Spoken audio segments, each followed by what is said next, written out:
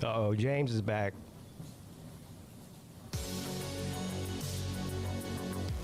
He's out of school for the summer, I guess.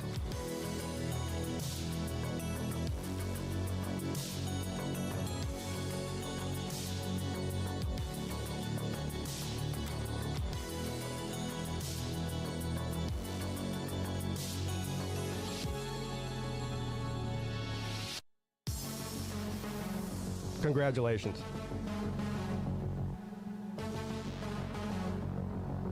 What's up, Joshua? Joshua somehow managed... You know how sometimes people have 2 first names? Joshua has 3 first names. This is unbelievable. It's Joshua Alex George. Cesspool is here. Cesspool. Well, that could be a lot of things, couldn't it? Cesspool. The entire District of Columbia, cesspool. Columbia, South Carolina, more specifically, the University of South Carolina, cesspool.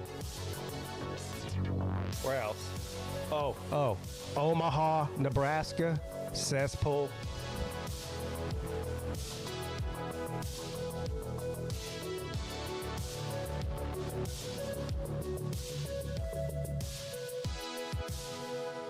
Rumble. Rumble's a cesspool.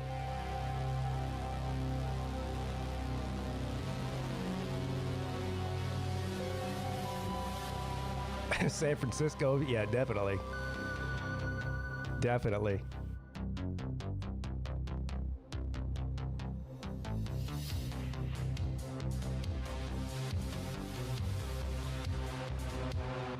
Well, what's up, Jeremy? What's up, Seth? Yeah, up until 9 p.m. last night, I was only about maybe 10 or 15% on the that we're living in a simulation theory. You know, like it all sounds good and everything, simulation theory, but but then the logical part of my brain goes, yeah, we're not living in a simulation. Well, after last night at 9 o'clock, I'm convinced of it. We're definitely living in there's no way this is a real life. There's no way this is real life.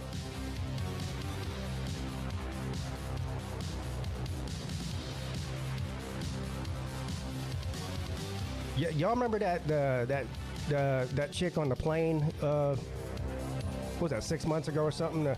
That mother effer right there is not real. That guy, or that girl, she's right.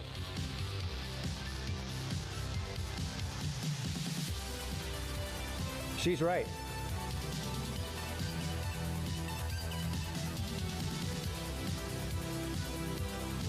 You care, James. That's why you're here. Imagine going into somebody's chat when they're doing a talk show, and then when they talk, you go, who cares? You do.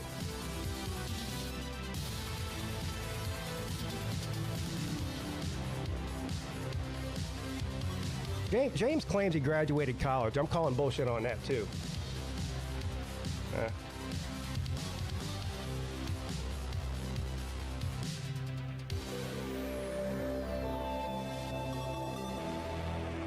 Tiffany Gomez. Yeah, she is a smoke show.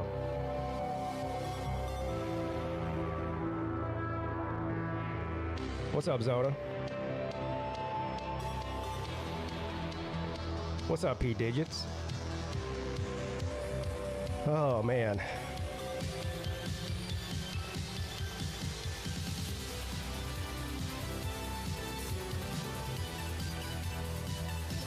What are the Democrats going to do? Seriously, what are they going to do at this point? So I don't know. I know a lot of you in here, or at least some of you, because I've talked to you about it,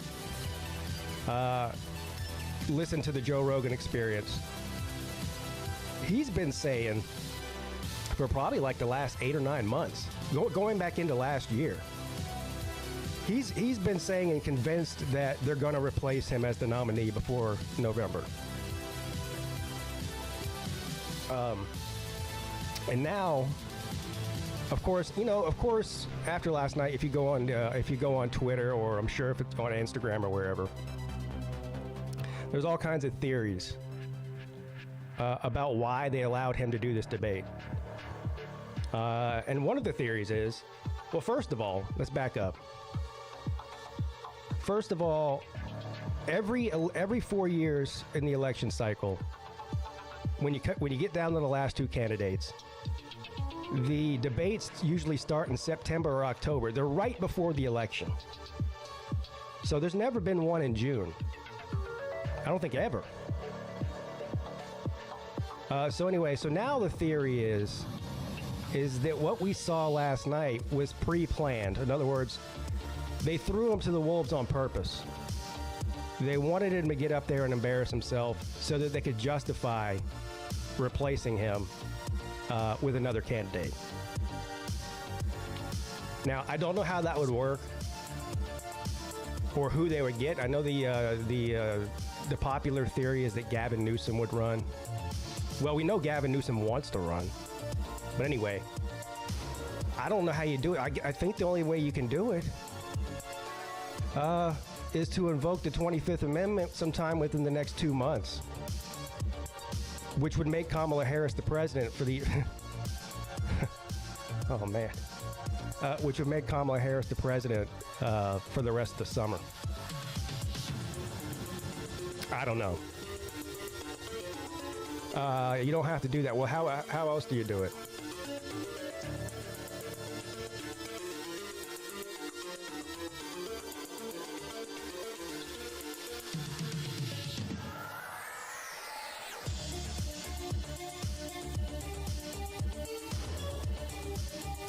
A coup, basically? No.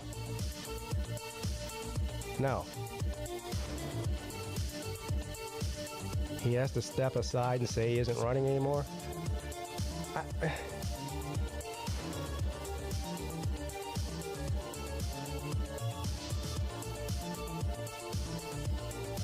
Okay, yeah, he can drop out.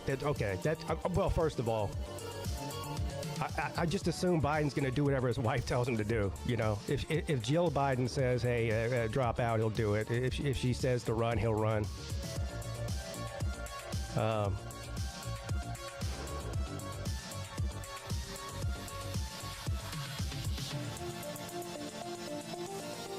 Look, I don't care if you like the guy or not. I personally don't. I think Joe Biden's history as a politician has been a fucking disaster.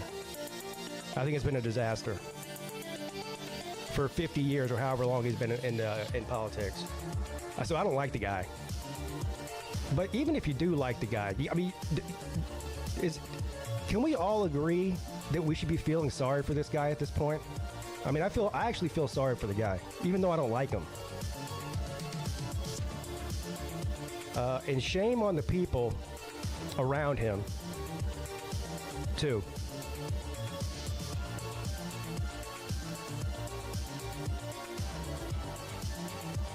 Not worse than Trump's.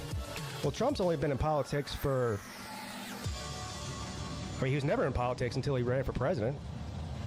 Biden's got 50 years of bullshit.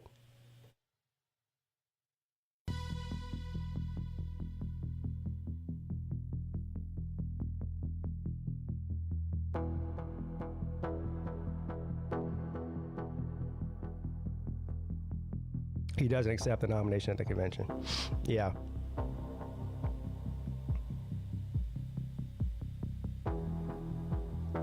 I don't know who they could put in there at this point who would beat Trump right now.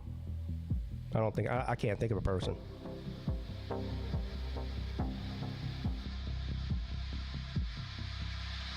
You think Gavin Newsom would beat Trump?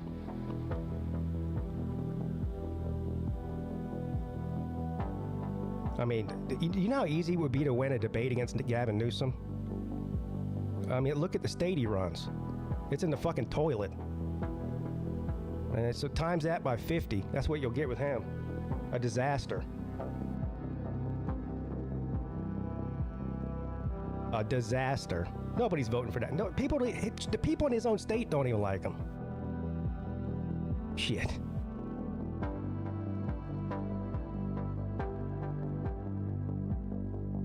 I mean, at least he's got his wits about. At least the guy can form a sentence. That's a start. You know.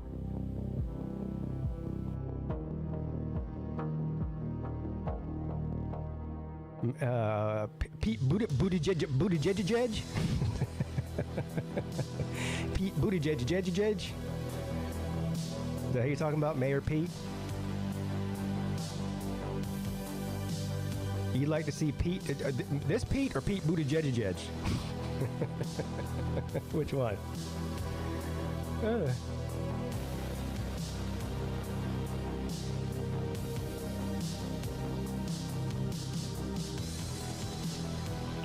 I didn't even see the last probably 5 minutes or 10 minutes of that debate. Once they started arguing about who could hit the golf ball further, I turned it off. I said, what the fuck? I can't even...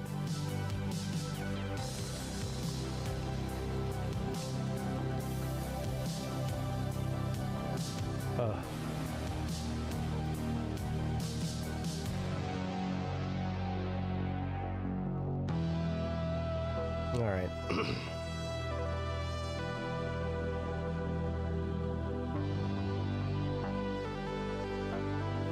I don't know, but the what is this called? Dark synth music this morning is actually kind of soothing and calming.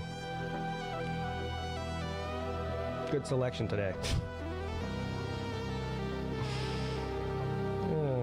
All right, let me turn this shit off. Yeah, we'll get right to the StreamYard here. I was kind of digging that music, though. Good morning. I was kind of digging that music myself. Yeah, it was relaxing and calming. Yeah, it wasn't bad. Yeah, which is good for a Friday. Did you get a chance to see the shit show last night? No, I didn't. I was already asleep. Yeah, I was still sleeping. I wasn't gonna get up in the morning for that. Yeah, well, I figured maybe once you got up, you would have watched the replay of it or something. Yeah, I watched some highlights. I'm going to, but I just haven't got around. Yeah, here's what I'll suggest. Now, first of all, don't go into this thinking that you're going to learn anything. If you go back and rewatch it, it's going to be purely for either entertainment or disappointment purposes. Right. Okay, because nothing was brought to light last night that we didn't know before last night. Nothing. I mean, my assumption was it was going to be like the last one hosted by CNN. You know, they would cut off Trump's mic whenever they felt like they didn't want to hear him. No, which is kind of his appeal, is his little one-liners that he slips in there.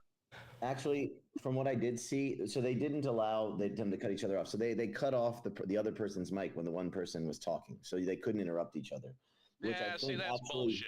No, I think that benefited Trump because it allowed Biden to sort of ramble on and peter out at the end of his talking time. I really think that it would have actually helped if it helped Biden if they didn't cut off the mic. From what I saw, I think I agree with him. I think that it favored Trump doing that. Yeah. Yeah. Look, Trump didn't. He was actually pretty subdued compared to what he normally is like in these debates. Trump, I'm talking about here. Yeah, they definitely told him to be. But because he didn't have to be on the attack constantly. Yep. You could just sit there and watch Joe Biden dig his own grave live on TV. Quite literally. To Lucia's point, that's probably exactly what they told him to do. Yeah, totally. Pretty clearly, that's what they said. Yeah. At one point, he rambles a couple sentences that make no sense at all. I think he might have known what he was saying, but nobody else knew what he was saying. He was mumbling about Medicare and Medicaid. I don't know, but Trump's response was, I don't know what you said at the end of that, and I don't even think you do either.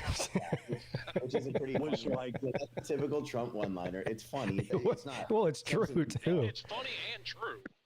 Yeah, but it's not. It was like beating a dead corpse last night. He's just being a prick, which is what he's good at. Yeah, I don't know. Well, guess what? I don't care I don't really care if the president's an asshole. Like, I probably heard the dumbest string of words put together I've ever heard come out of somebody's mouth this morning. That said, I don't vote on somebody based on policy. I vote on whether or not I like them, which has got to be the dumbest fucking thing I've ever heard in my life. Yeah, but that's true for a lot of people.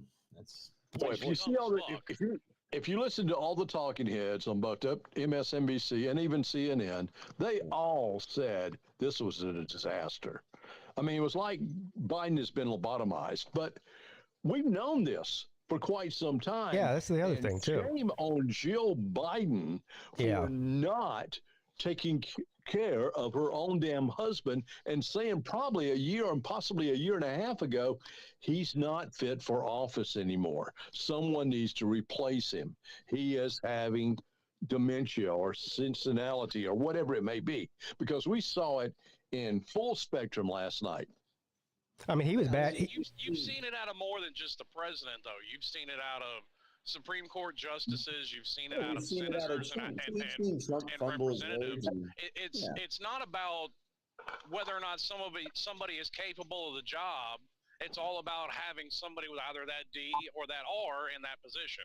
Right. Well, Mitt McConnell did the same thing. He froze up several times. Nonsensical horse shit. We've seen Trump fuck up all sorts of shit. But Trump does not have clear.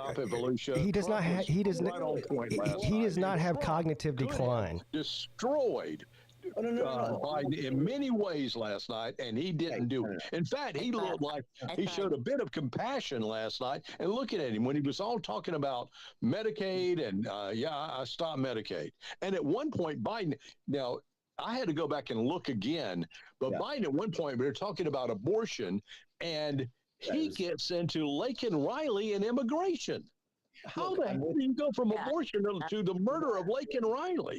I know, I'm not saying that Biden isn't obvious. I mean, that was just pretty fucking blatantly obvious there. But I'm not. I mean, like, let's not act like Trump is all there mentally, or like you said. Like, yes, he is. He's definitely there. He's definitely all there. Right on. You just don't like what he says. Yeah, you don't like what he says, but yes, he's there mentally. Hey, Volusia, I know you don't like Orange Man, but Trump is right on. He's very astute. He's a businessman. By the way, and I know people like to ignore the point, I'm not a Trump fan.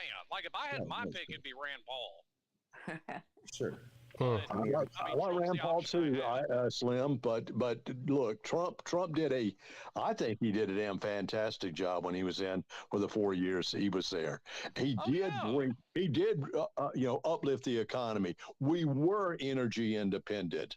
You don't see the crime that's on the streets right now, nor we any some big ass damn war. And as Trump said, he's leading us down the path to World War III. This imbecile that we got in the White House right now. Well, and I'll be honest, when he got elected, I thought he would do fine on the economy like most people. My question with him was going to be foreign policy. Yeah. But he dealt with Russia. He dealt with North Korea. And he also did a pretty good job of dealing with the Middle East at the time. And dealt with China, too. He added the tariffs to China. He made it strong and said, no, you're not getting away with this bullshit anymore. We're going to put a tariff on you. Well, I don't think that's the way to deal with it. I get his intention, but that's a mistake I think he made. Yeah. Well, those tariffs are still in place, though, Slim. Those tariffs are still in place, and they're still making money. So they're bringing in the billions of dollars for our economy with those tariffs. But who's paying for the tariffs? Who's paying the taxes here? Exactly. We talked about that this morning. Like, Those Tariffs are the price stupid. of those tariffs just get pushed on to us. That's correct. So that's where They're I not going to think fucking bring. They're not bringing iPhones. There's not going to be a tax. There's not going to be a tax increase under Trump. There will not be. Not a tax increase. But when the government increases its tax on China, China just raises the price of its products to offset it. Right. I mean, that's just a fact. And or if they do that, then do we buy more Chinese product? But See, there's the thing. You're not bringing the manufacturers back to America. That's just not ever going to happen. I promise you do that. No, invest all this money. Felicia, you don't know that. Don't act like you got some crystal ball in front of you and you know the future. Oh, okay. You don't know that at all. You can bring some manufacturing back to the U.S., but this, and me and my uncle have gotten into this conversation, this really dream that we're going to go back to a post-World War II where we're the biggest manufacturer in the world. No, that's never going to happen. It's gone. Ridiculous. Yeah, because the manufacturing capacity of the world at the time had been fucking destroyed. Right. He's selling goods. Well, post World War II, we were manufacturing military planes and everything else and aircraft carriers. We were a manufacturing machine. Oh, it's never going to happen again. I'm talking post-World War II when the world's manufacturing capacity was in effect destroyed and we were the only ones manufacturing anything. Hold on, James. Do you need help leaving? I can help you leave. Here, I'll help you leave right now. There you go. See you later, buddy. I hope you have a better day. Go find something else better to watch. All right, as you were. If we could get back to that, it would be great. I just don't see how that's possible. Not without another world war. It's not going to happen. Yeah. The GM plant in Lordstown, Ohio, he promised that the tariffs would reopen the plant, promised that they'd build a new plant there, never did it. One of his many broken promises. How many damn broken promises has Joe Biden done? And keeps telling us that the border is closed. What bullshit has he fed to us over the past 3.5 years? Give me an example. Volusia, let's not act like he has lied any more, or frankly less, than any other elected official. That's obviously ridiculous. I mean, you can just look it up. But look, it's not ridiculous. They all tell that it's bullshit. Insane. Did he say a true statement last night? I'm not really sure if he did. But listen, I gave you a very concrete example of a lie that he told while she was in office, a promise he made that he broke. Barack Obama made the same now, if Biden, I'm again, as you might know, I'm not a huge Biden guy. I didn't want him to be the Democratic nominee in 2020 or this time. Right? Yeah, I'm not even talking about Biden. Tell me about the promises Barack that he broke. Obama made the same empty promises. Okay, we're talking about Biden right now. So give me an example of one of these things. Bush made empty promises. I'm not talking about Bush. Bush is an asshole too. Exactly. Although I would love to have Bush back now. That's exactly the point, Volusia, is they all I'm looking for a specific example. I just gave you one about Trump. Okay, I'll tell you something he's done. Okay, he's got this climate change crisis, like we're about to fall a damn part, and we're all going to die in a couple of years if we don't go all electric. And he is destroying the country in that regard. Buttigieg was up in front of the Senate subcommittee just recently, and how many charging stations have they built in the past 3.5 years? Eight charging stations with several billions of dollars at their disposal to do. Okay, well, building charging stations is smart. But here you go. Here's a lie he told. President Joe Biden entered the White House promising to end drilling on public lands. Instead, he presided over a record boom in U.S. oil production. His Interior Department, which oversees the federal oil program, outpaced the Trump administration in approving new drilling permits. So he broke that. No, that's not true. That's not true. He cut off the first. What did he do the first day of office? He cut off the Keystone Pipeline. That's what he did. And then what happened? What happened to gas prices in the United States? They rose. They are still there. We were at 189 when Trump was in the White House, and now they're $3 up to $7 to $9 in California. Why oil companies are raking in? This whole idea that we got to have windmills and solar power and all this other bullshit is destroying our country. Now you know what I find funny This is all your feelings. This is all your feelings. I feel he said we're gonna die in 2 minutes, and wow, he says about like you said there was no fact there. There was nothing. I gave you a fact. I gave you a very clear fact. His Interior Department, which oversees the federal oil program, outpaced the Trump administration in approving new drilling permits. That's a fact. So approving. Have they been drilled on though? They've been approved, maybe, but they haven't been drilled on. That's the problem. They're sitting there. The Department of Energy. You spent 3 hours telling us how backwards and antiquated we public land in 2023. But yet you're wanting to go to a antiquated and backwards form of energy. Right. No, I don't. Listen. I would be critical of Biden for doing that, but I'm being critical of you right now for saying that he's lying and that he's doing this and that he's trying to get rid of oil and that he's this and that actually he's drilling more than Trump did. Okay, he's not drilling. He's approved. They've approved, but they're not drilling. You sure about That's why our gas prices are still high. Why aren't they drilling? Big oil is chafed under. Well, because they're trying to starve us away from gasoline and oil production. In terms of profitability, stock performance, and production. Scott, that's not true either. Unfortunately, what they're doing. The energy sector's profit margin in 2020. Hey, Felicia, let Slim speak. Okay, let him. Let me fucking talk. But go ahead. Let him. Unfortunately, what they're doing, they are drilling. But unfortunately, what they're doing is they're forcing us to use oil from Saudi Arabia for our gas, which increases the cost of gas because you have increased transportation costs. Yes, and from Venezuela, which is dirty damn oil. We were totally energy independent under Trump. We were at that point. He even said it last night. There's liquid gold that we could be doing right now, and said that would make us very economically strong. No, we got to go and buy it from Saudi Arabia and beg the Saudi Arabians, please, will you come down on your gas prices or your oil prices, barrel prices a little bit? No, they won't. What they're doing is, they're still drilling holes, but they're forcing them to just drill them and cap them. Right. I mean, when what's her name? Not the damned Secretary of Energy. When she was in front of Congress, they were asking her, all these federal lands are there, and you're not allowing us to drill on them or be part of them. And she had no damn answer. She said, well, we're still investigating. We're still going through research, blah, blah, blah, blah, blah, because they don't want them to.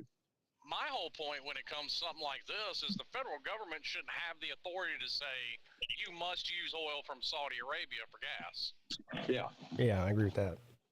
Well, I'm with you there. Absolutely.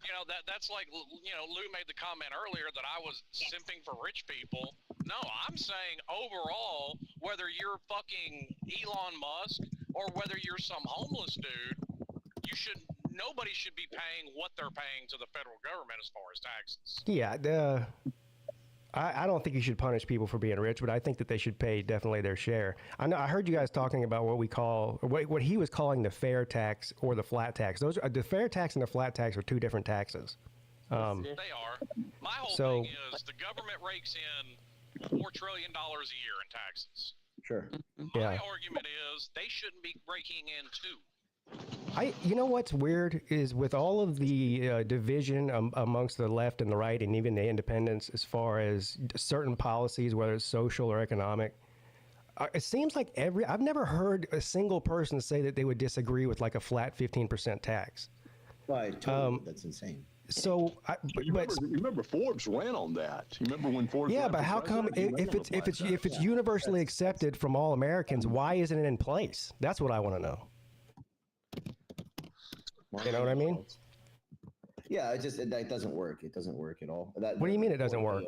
You have to think about it like this. So people who in the lower tax brackets and even in the middle, what we would call middle class or we'll just call middle class Americans, right? But particularly the working class Americans, right, are spending a much higher percentage of their income on their everyday needs, and they're spending their income. Their money that they make goes back into the economy. Whereas people that are wealthy, yes, in actual real dollars, more of their money goes back into the economy, yes, because they're buying more expensive things. But as a percentage of their income and as a percentage of their net worth, it's much, much, much, much lower, right?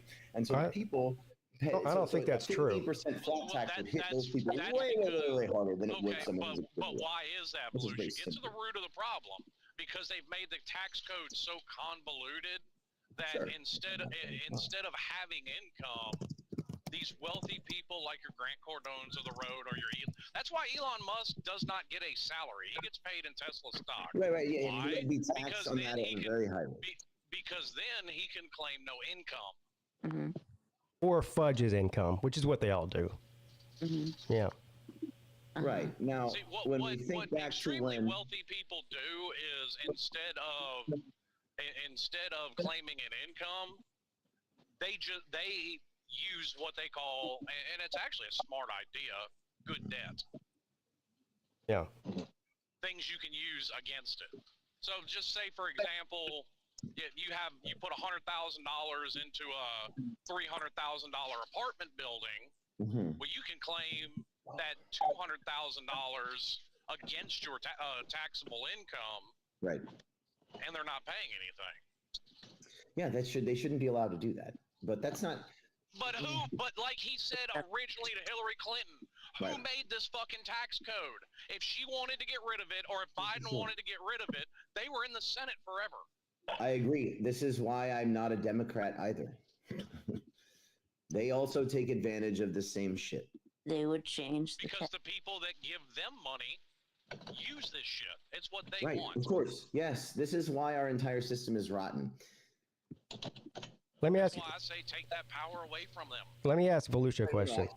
I think we need to increase the marginal tax rate for the wealthy. I'm not saying it needs to go all the way up to where it was in the mid-1950s, when it was in the 90s, by the way, under a Republican president. Yes, but nobody paid that either. There was more deductions back then. Let me ask Volusia a question. Nobody paid 90%. No, it's not a fact that nobody paid anything. That's obviously not a fact. But, nobody paid 90% of their fucking income. Right. No, but they paid more percentage-wise by and large than what they're paying now. Okay, well, I think the government don't need that fucking money. Well, they do, though. We have a lot. No, they don't. Running a country is expensive. Yeah, I mean, listen. The wealthiest country in the world is expensive. Spending $1 trillion on war every year. I mean, we need more taxes for that. I'm not saying that. I'm not endorsing that either way. It's not a problem. The amount of money is not a problem. It's what they do with it. That's the problem. I absolutely think the amount of money is a problem, because the shit that they get into, whether it be healthcare, whether it be any kind of government subsidy, show me where in the Constitution the government's supposed to be giving out subsidies. Well, right, but if you want to have a functional country, then you need to do that sometime. We had a functional country for over 150 years before they got in this business. Right, it's not 150 years ago. Cars didn't exist 150 years ago. We didn't need to do things like build roads and shit. Also, were people living great 150 years ago? Were people living great 150 years ago? Because I don't really think so. Yeah, just as good as anybody else in the world. Yeah. Right. No, I understand that. As if we want to go back to 1850, the rest of the world ain't. Nobody said.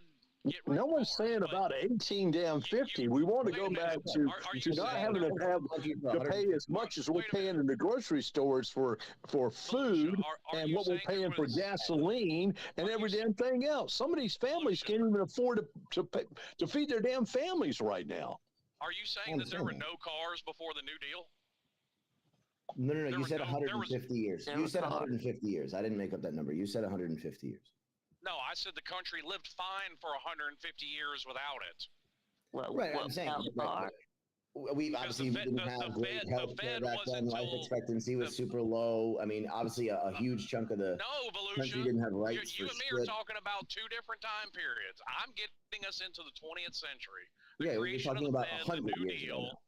Right. Or 90 years ago then. Okay, I didn't say how long ago it was. I said we survived fine for 150 years without it. Right. What I'm saying is that we don't live in a country with a better standard of living than we did 90 years ago, and that costs money. Right. Yeah, it costs money. I still don't understand the argument where that requires government. Because the government is the one who spends the money. No, guess what they didn't do for 150 fucking years? Private fire. You want a private fire department where your house burns down, then you have to pay a deductible when they show up before they put your damn. That's a local issue. That's number one. That's but it's a local also issue. completely Number subsidized by the government. Yeah. No, it wasn't. No, it is now, and it should be. There were police departments well before the federal government got into this shit. There were fire departments well before the federal government got into this shit. And were they better or worse than the ones that we have now?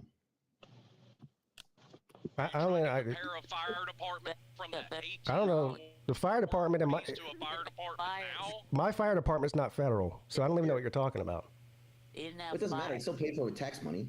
Yeah, but it's not paid for by the federal government. Most of our fire and police departments are city or state run. Yeah, okay, that's fine. And that's my whole point, Volusia. I'm talking strictly federal government. Oh, so you support state tax? You would support an increase in state taxes to make up for the deficit? See, that's where you get to, on the local level, get to vote in who you want to run your state the way you want it to run. But daddy federal government doesn't need to have their hand in every single program or social program or infrastructure for the state or anything like that. Now, interstate systems, that's obviously a federal matter. These states like New York and California that are leaving those states because they are being taxed to damn death.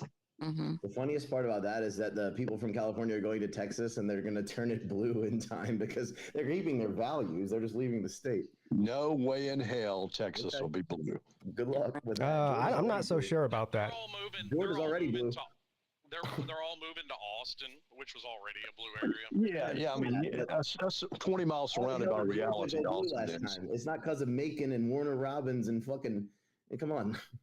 Hey, let me ask you. Macon and Warner Robins are very red areas. I want to ask Volusia a question. Volusia. Georgia was a blue state. Volusia. So all the Volusia. can go to Austin. Volusia. But they can. Volusia. Volusia. You know where Trump got the most votes out of any state was California. Because they had the most people. Really? Yes. Well, yeah, because I got the most people. One of the biggest states, one of the most populated states. I mean, that's true for Biden too. I mean. Hey, Volusia, can I ask you a question? Okay. I think we know at least 3 of the people on this panel who they're voting for. I don't think it's a secret at this point. I don't know about Vic. I do know who Volusia's voting for, but I don't know about Vic. Vic, do you feel comfortable saying, or do you even care? Oh, wait, can Volusia vote? Of course. Why can't I vote? He's an American citizen. Okay. Yeah, but he's not here. He would have to come over here. Oh, he can do like the rest. He can send in the ballot overseas at 2:00 in the morning. Yeah, no, I just you go to the consulate and get a ballot. Yes, send it to Detroit where they'll count them after midnight. Yeah. No, mine goes to Florida. Anyway, so I guess I'm asking Volusia or possibly Vic. I don't know where Vic stands on this. He might be Switzerland. I don't know. If the conspiracy theory is true that they're trying to get Biden to either step down or to take him out of office with the 25th Amendment or whatever, to replace him as the candidate, who would you want to be the replacement and why? Yeah, my first brush would be Newsom. I mean, I know that people like to shit on California, but the people that shit on California aren't going to vote blue anyway, by and large. California, the demise of California is obviously greatly exaggerated. Not really, no. Well, it really is. It's the fourth one. Newsom has destroyed California. Okay, you want me to fucking answer the question or not? Yes, answer the question. All right. Volusia, you've talked over everybody else, so fuck off. You do it to me every fucking time. It's always 4 versus 1 on here, and I always have to put up with your goddamn bullshit. You want me to answer the fucking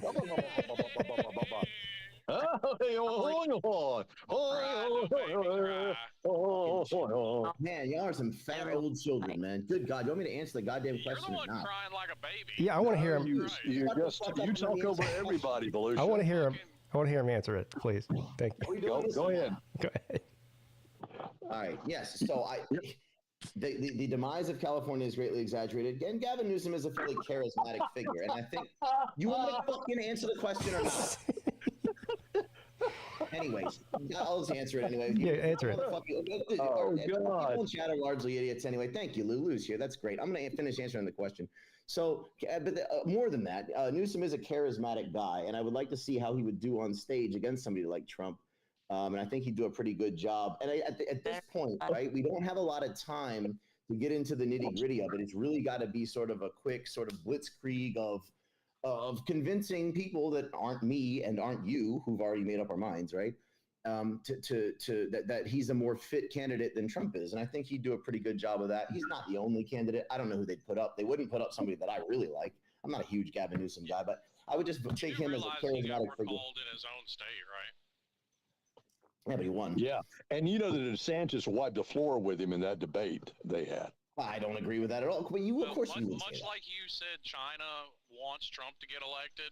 Yes. I hope they put up Gavin Newsom. Yeah, Trump would win 25 or 50 states at that point. No, that's obviously not true. But okay. Fucking people in California hate Gavin Newsom.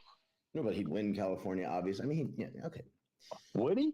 You think he'd win? We disagree on that. That's fine. I mean, that's all speculative anyway, so it's fine. We can have different opinions on that. He's just one guy I'd put up there. Excuse me. There are other options. I don't know what the fuck the DNC is going to do. They don't listen to me anyway. I never voted for Biden in the primary. I didn't vote for Hillary in the primary. So all the people that keep bringing up Michelle Obama, she might actually have a chance against Trump, but she's already said she doesn't want to run. And I don't know. Of course, you know. Michelle hates politics, and she would not run. I just don't believe that at all. Here's my problem with like the whole Michelle Obama or people throughout Oprah for a while, which I thought was hilarious. Fucking Oprah.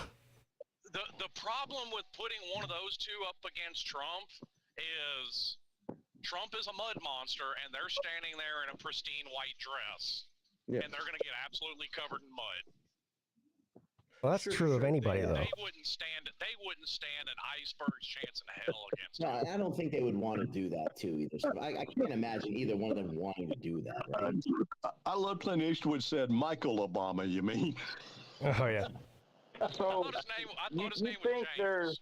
So you think there's people that are Biden supporters and would vote for Biden, but if he's replaced with Gavin Newsom, they won't vote for Gavin Newsom? Of course, that's not the case. I think Gavin Newsom is not known nationally. You said Trump would win 50 states against Newsom. But here's the thing: 90% of the people. Hyperbolic. 90% of the people are voting one way or the other, no matter what. Don't you agree with that? Yes. I think after last night, I know where most of them are going to be voting. It's the 10%. I think the middle's a little bigger than 10%. I don't. I think it's about 10. About 10. So, so I don't know. Now, I do think Biden will lose. Now, to be fair, I've been saying this even on the Lunch Money show when we looked up the gambling odds. I thought Trump was going to win, but I don't see any way Biden wins now. So I don't know. They either got to put somebody else up to give themselves a chance, or Trump will win for sure, I think. Yeah. Right. Well, I think you said it, Lou. I don't think there's people that were going to vote for Biden who are going to just suddenly now vote for Trump because of the debate. I don't think. No, but there's people that won't vote, like me. I'm not voting for Biden. That's right. And then I can't with a clear conscience. I can't vote for Biden. I mean, the guy, it's ridiculous. Yeah, maybe. But now, if Newsom were to replace Biden on the ticket, you'd consider it. Yeah, anybody else almost. Yeah. Yeah, I'm not voting for Trump. When I say I'm not voting for Biden, I won't vote. That's the thing. But if they replaced Biden with a non-senile candidate, you would consider voting for that candidate. So I think there's probably a lot more people like Uncle Lou out there that would either going to not vote or vote for Biden, but they're not voting for Trump, right? Yeah, but no matter who they put up, like it still comes down to those 5 or 6 states: Georgia, Arizona, Nevada, whatever, Michigan, Pennsylvania, and there's a lot of people in those states that are like me. So that really helps Trump in the swing states, big time, because every vote that's not for Biden is a vote for Trump, even if you're not voting, really. Right. Right. So. But I do think that there are some Republicans. I think that at least one of my family members is one of these people who is a Republican who voted for Trump before but won't do it this time because they no longer feel that they have moral quandaries with voting for Trump. I did the same thing. That happened with me with Bush, Bush Jr. Right. I voted for him the first time, and I didn't the second time. Right. Now, I didn't vote for Democrat either. I voted for some third-party candidate, but because Bush was a disaster too. Right. And you have to really love Kamala Harris if you're willing to vote for Biden. Hey, look. I don't like Kamala Harris. Oh. She's hated more so than She's got to be the most unlikable politician in the White House. I don't like her. I don't like her. And that's really who you're voting for if they run Biden. Because look, nobody would be surprised if we woke up tomorrow morning and Biden died in his sleep. He lit. And look, I'm not even forget the policies or anything else. How can somebody like that be expected to do anything for 4 years? You can't. I don't understand. I agree. It's insane, dude. Well, I agree. You know, people thinking about Governor Newsom, here's what he said last night. He said that he is standing by Biden even after his performance. You know, if Biden should, of course he's going to say that. Said that talk is unhelpful and unnecessary. You don't need to turn your back because of one performance, Newsom said. What kind of party does that? Yeah, I know. I saw all that last night. I mean, I guess they have to say that. I don't know. And that's a problem left and right, that they're just going to toe the party line no matter what. Mm-hmm. Right. Boy. But Now, Biden does step down, can we give then CNN and them some credit? Can we give CNN and MSNBC some credit? They've been shitting all over Biden for 15 hours. Yeah, I know. You know what? That's part of the tinfoil thing. Is that of course, just like ESPN is on ruining Florida State. The CNN is on ruining Biden, so that because they want him to be replaced with somebody else too. That's the moderators were actually pretty good last night too. I don't have a problem with MSNBC. I have a problem with CNN because they try and say they're fair and impartial, and they're not. No. Well, look. I mean, if you're like MSNBC and you clearly state your bias, I ain't got a problem with it. There is no such thing as a cable TV news network that's not biased. There isn't. One doesn't exist. We knew that CNN was going to bring up January 6th. Huh? We knew that CNN was going to bring up January 6th. We knew they would bring up abortion, and they even brought up what are we going to do with people that are drug dependent on fentanyl care. How about stopping fentanyl crossing the damn border? By the way, can we stop doing the debates the way that they're done? This is silly. What you're talking about. You know what? I thought the debate went pretty damn well. No, I just think it's a stupid way to argue. How about put these two in a room together with a microphone and broadcast it live on YouTube or on fucking Netflix or wherever you want to, and let them sit there and hash it out for 3 hours without being interrupted. Let's listen to that. Well, we listened to that in 2020. It was a disaster. Yeah.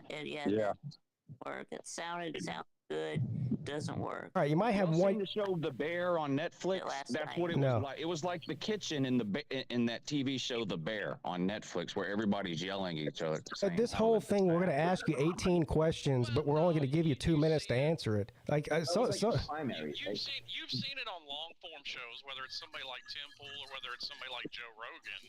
We've actually had decent debates on shows. Yeah, that's what I'm saying. I mean, because look what ended up happening last night. They ask a question and you get 2 minutes to answer it. And how many times did Trump not even attempt to answer the question that they asked him because he was still on the shit they were talking about before? Yeah. Yes, he did. To answer the question anyway. Well, Biden, I mean, neither one of them did. Even finished up the 2 minutes in a lot of occasions. That's also true. Yeah. Would you like to? Yeah. No, I'm not trying to say Biden did a good job. It was horrendous. Yeah, Trump cooks, but if there's some good journalists out there, they should be questioning Jill Biden, is what I think. Is they should be asking why you've known this for quite some time. Why have you not told us about his condition? It's almost like going back to, what was it, Calvin Coolidge, and his wife was running the presidency. Woodrow Wilson. And Coolidge was in was it Coolidge or Woodrow Wilson? It was one of the Woodrow Wilson. Woodrow Wilson. Yeah. Wilson. Well, the wife was really running the presidency, and he was in horrible shape. Yeah, he had a stroke and couldn't speak or anything. And so for the last, I don't know 8 months or a year of his presidency, which would have been 1920, then yeah, she was basically the president at that point because they wouldn't let people or advisors into the room and she would just tell him what he supposedly, quote unquote, said, which he couldn't speak. So. Yeah. But there have been people that have been sort of digging their heels in over the past couple of years, like, oh, you guys are exaggerating. He doesn't have any kind of cognitive decline. He just has a stutter or something. Those people can't even they can't be saying that anymore. There's no way they can. Look stupid now. They had to be lying. Anybody that spent any time with Biden and has been saying that has to have been lying. Yeah. I mean, when they've been talking about he's been doing, he does cartwheels, he can outpace anybody. He's got a sharp mind and all that. That's bullshit. That motherfucker said he was a 6 handicap. Yeah. He ain't a 6 handicap at putt-putt. Did he really take the Trump golf bait? Yes. I think he's the one that brought it up. Biden was. He brought it up. He said, "I'll play with you if you carry." He goes, by the way, I'll beat you in golf. I'll play you as long as you carry your own bag. Can you do that? That's wild.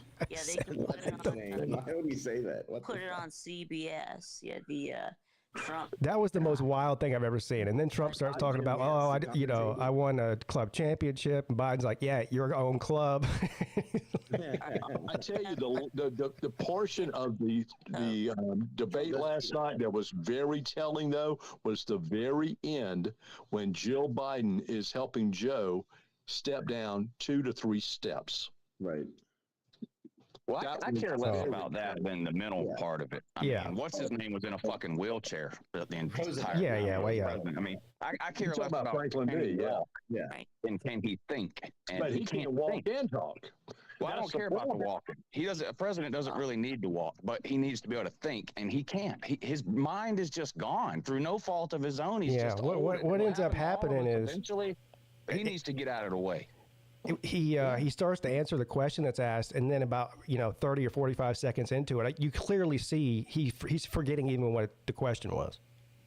Yeah. What's really sad, though, there were 16 people, and they are in an airport hangar, and they are drilling him to be ready and prepared for this for a week.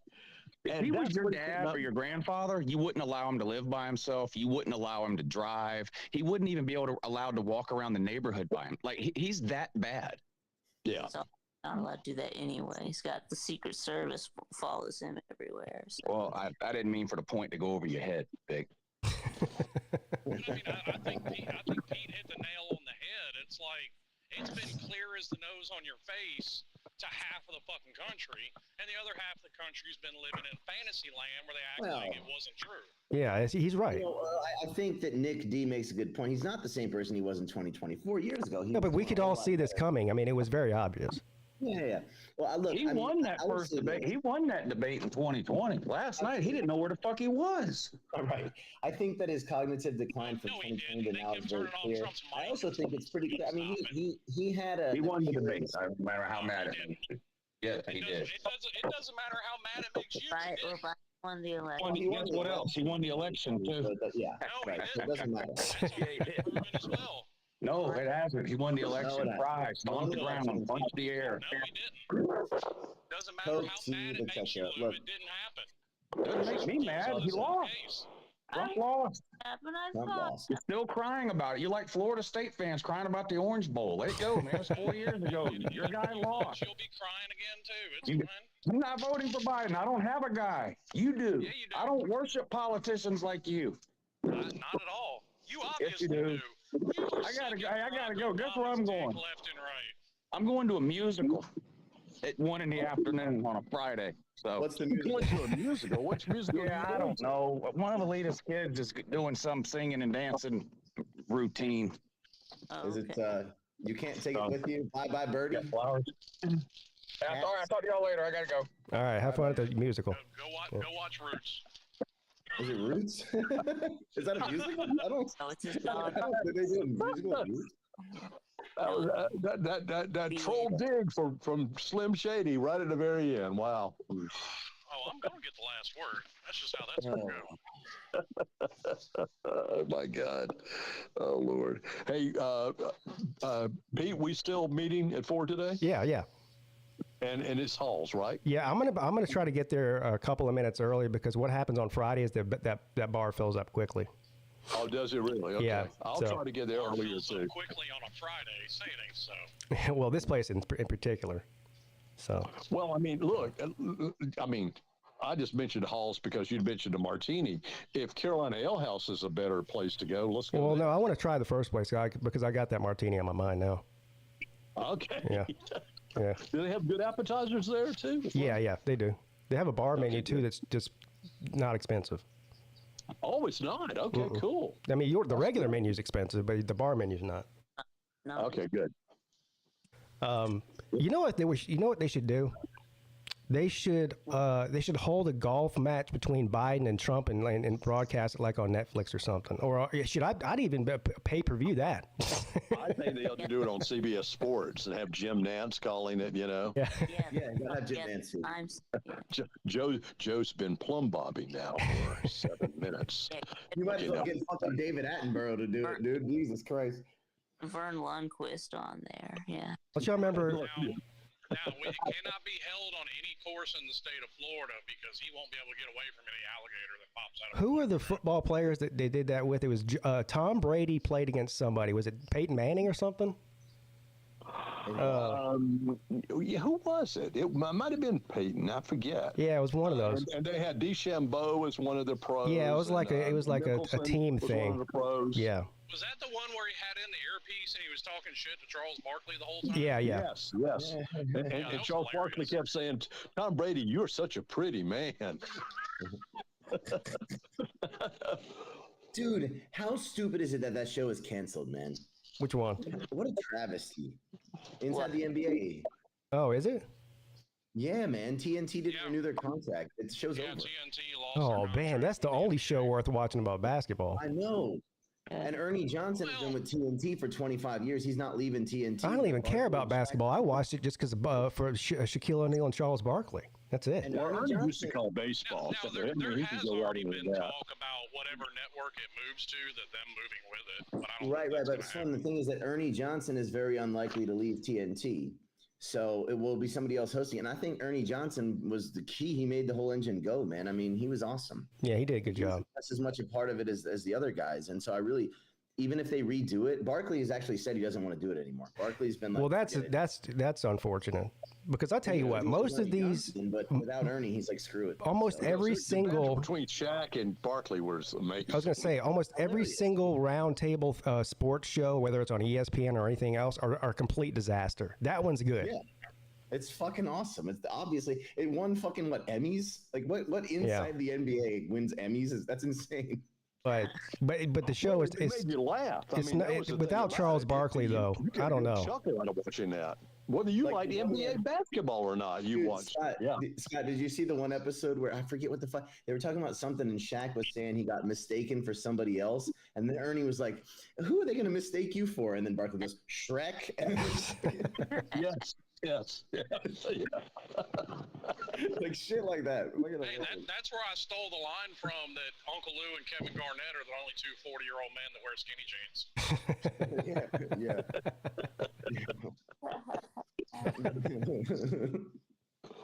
oh god. It sounds like we solved the world problems. I got to make a phone call, guys. I'll see you this afternoon there, Pete. Take care. All right, Scott. See you soon.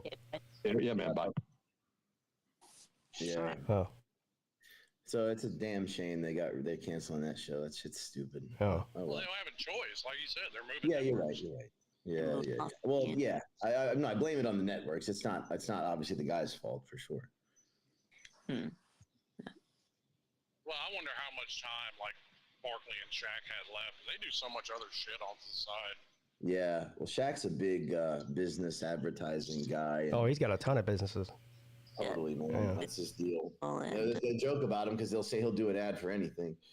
He's done the Well, gen- it's beyond that. general Like he's been smart he owns Yeah. like the naming and likeness rights to people like Marilyn Monroe and Michael Jackson. Yeah, and he doesn't he own like a whole bunch of like shopping centers and Burger Kings and shit. He does. like He that? owns a bunch of like fast food franchises, pizza Like I think they gave him. Isn't he like on the board of Papa John's or something like that? yeah. Some shit Yeah. like that. Yeah. I don't know if that's exactly it, but it's The something that general. makes. Yeah. Oh no, it's Papa John's. I Oh, is remember it? because after that whole after that whole controversy with Papa John is when they made Shaq kind of the face of it. Yeah, remember they had the Shaq-a-roni pizza? It was like a fucking giant pizza with like 3 pounds of pepperoni on it. The Shaq-a-roni. Yeah. No, he owns a bunch of shit. Him and Magic, right? Him and Magic are the two guys that have done that more than anyone else, as far as I understand. He's like he's a reserve deputy for the Dade County and Los Angeles County Sheriff's Department. That's also true. That's just it's ridiculous. That's what that is. Yeah, he's just doing that. That's like what's his name? Steven Seagal, fucking trying to be a cop down in Louisiana. Y'all, have y'all seen those videos? Yeah, and they're sad. Oh my God. He's down there and he talks in this really like he isn't talking his real voice. It's like a real thick Cajun accent. He's pulling people over and shit. So it's weird. Yeah. Imagine you get pulled over by Steven Seagal. Fuck off. Fucking idiot. He's such a fucking. Imagine you get pulled over by Shaq. Well, that'd be cool. Yeah. Yeah. See, Shaq though, he'd probably be funny. Steven Seagal really thinks he's a cop. I mean, yeah, like he went all in on that deal. Like he's arresting people. He's not. Yeah, Seagal's on his Rambo shit. Shaq would be funny. Yeah, he's like on the SWAT team, kicking in people's doors and shit. Fucking jerk off. What an idiot. Hey, if you get a free minute, Slim, just YouTube it. I'm sure it's on YouTube. Just type in Steven Seagal police officer or something. It's fucking hilarious. It's insane, dude. He thinks he's like jujitsuing and shit. It's so fucking sad. It is funny though. Oh shit. So PJ Hall didn't get drafted, but he signed with the Nuggets. So I saw that. I saw that. PJ who? PJ Hall, the power forward for Clemson, past 3 years. Okay. He's one of the best players in the country. I'm surprised he didn't get drafted. I know, insane. He should have gotten drafted. They'll regret it. But you know what? When you don't get drafted, you can sign with whatever team you want. So it helps. I don't really care about. I may go watch Zach Edey play for the Grizzlies. Hell yeah, dude. Listen, man, I'm actually, I root for the Grizzlies, right? We probably talked about this. So I was unhappy with the pick because I wanted Donovan Clingan, the guy from UConn that went to Portland. And there was talk that the Grizzlies would go to trade up to 6 with Charlotte to get him, and they didn't do it, which I think was a mistake. I think Edey's a huge risk. But if he works out and if he can be a Steven Adams replacement and he can set some screens for Morant on the pick and roll, it can work out as long as they don't ask him for too much. You know what I mean? I wanted him to get Dalton Connect, if I'm being honest. Yeah, they just need rebounding because Jackson doesn't rebound well. Steven Adams was really important for the Grizzlies, and having to trade him away because of salary issues, really left a hole in down low for them. And I think Edey was not a bad pick. It's just you don't want to have to pick him that high when he's such a risk.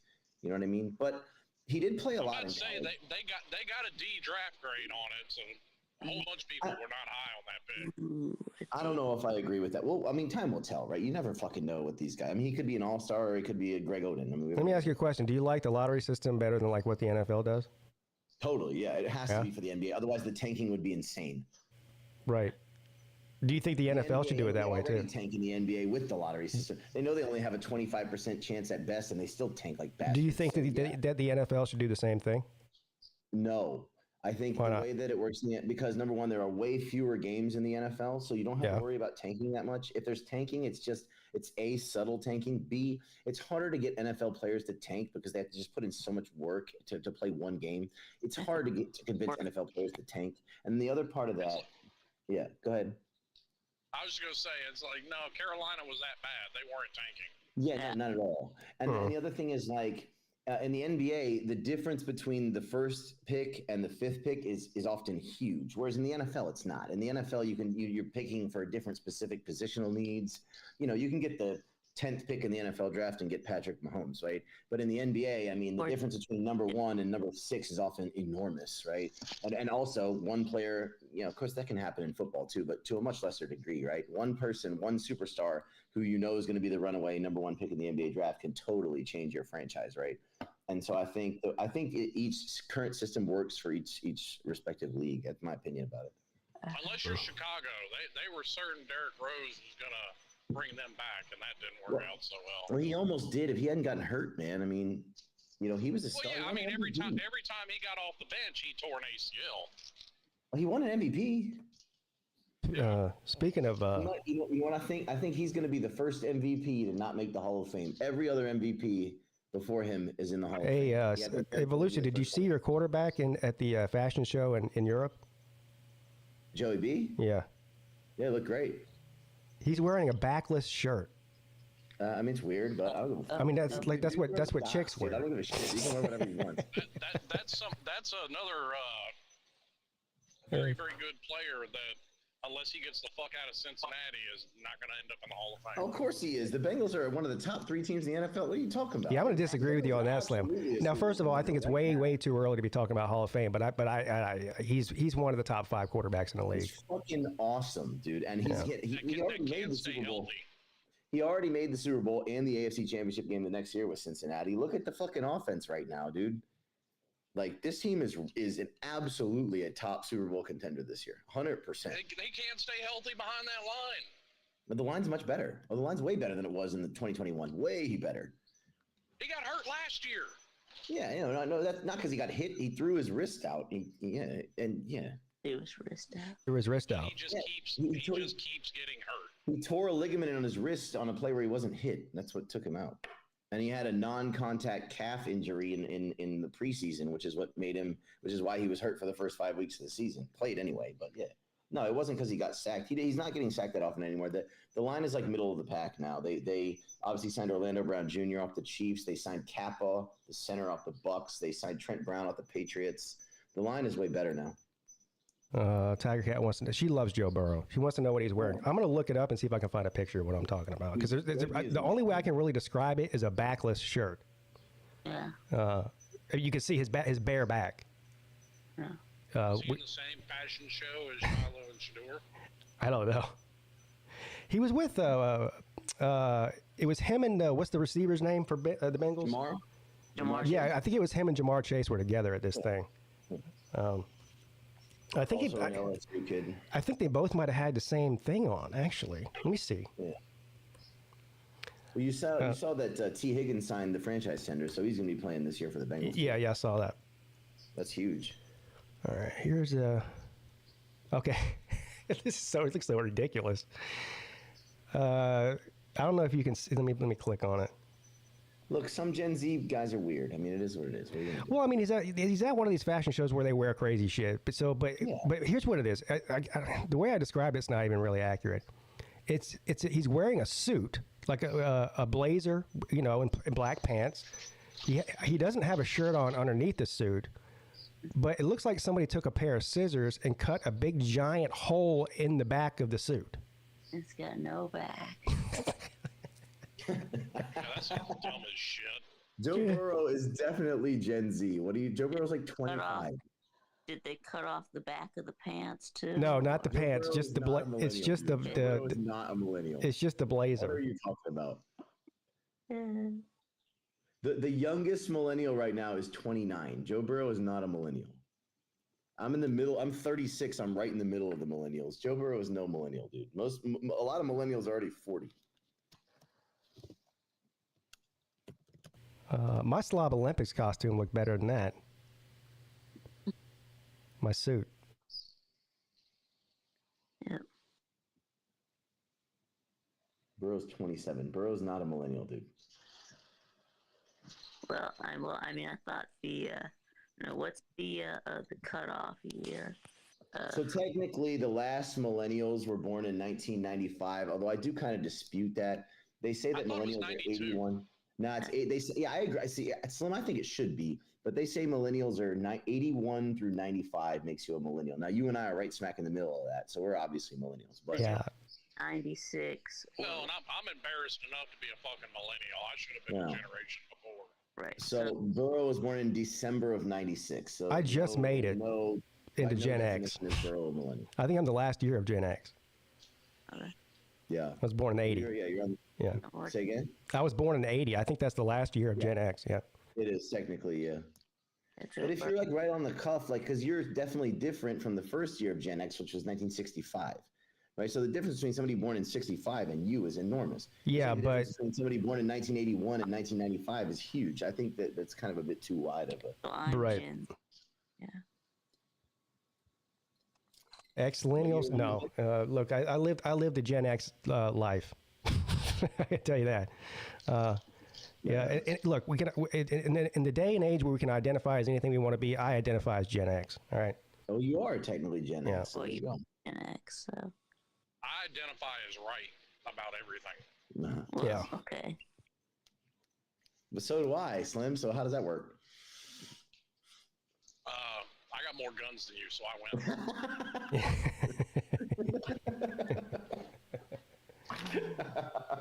All right, cool. Sir, logic train works for me. Sir August says he identifies as old, dumb, and fat.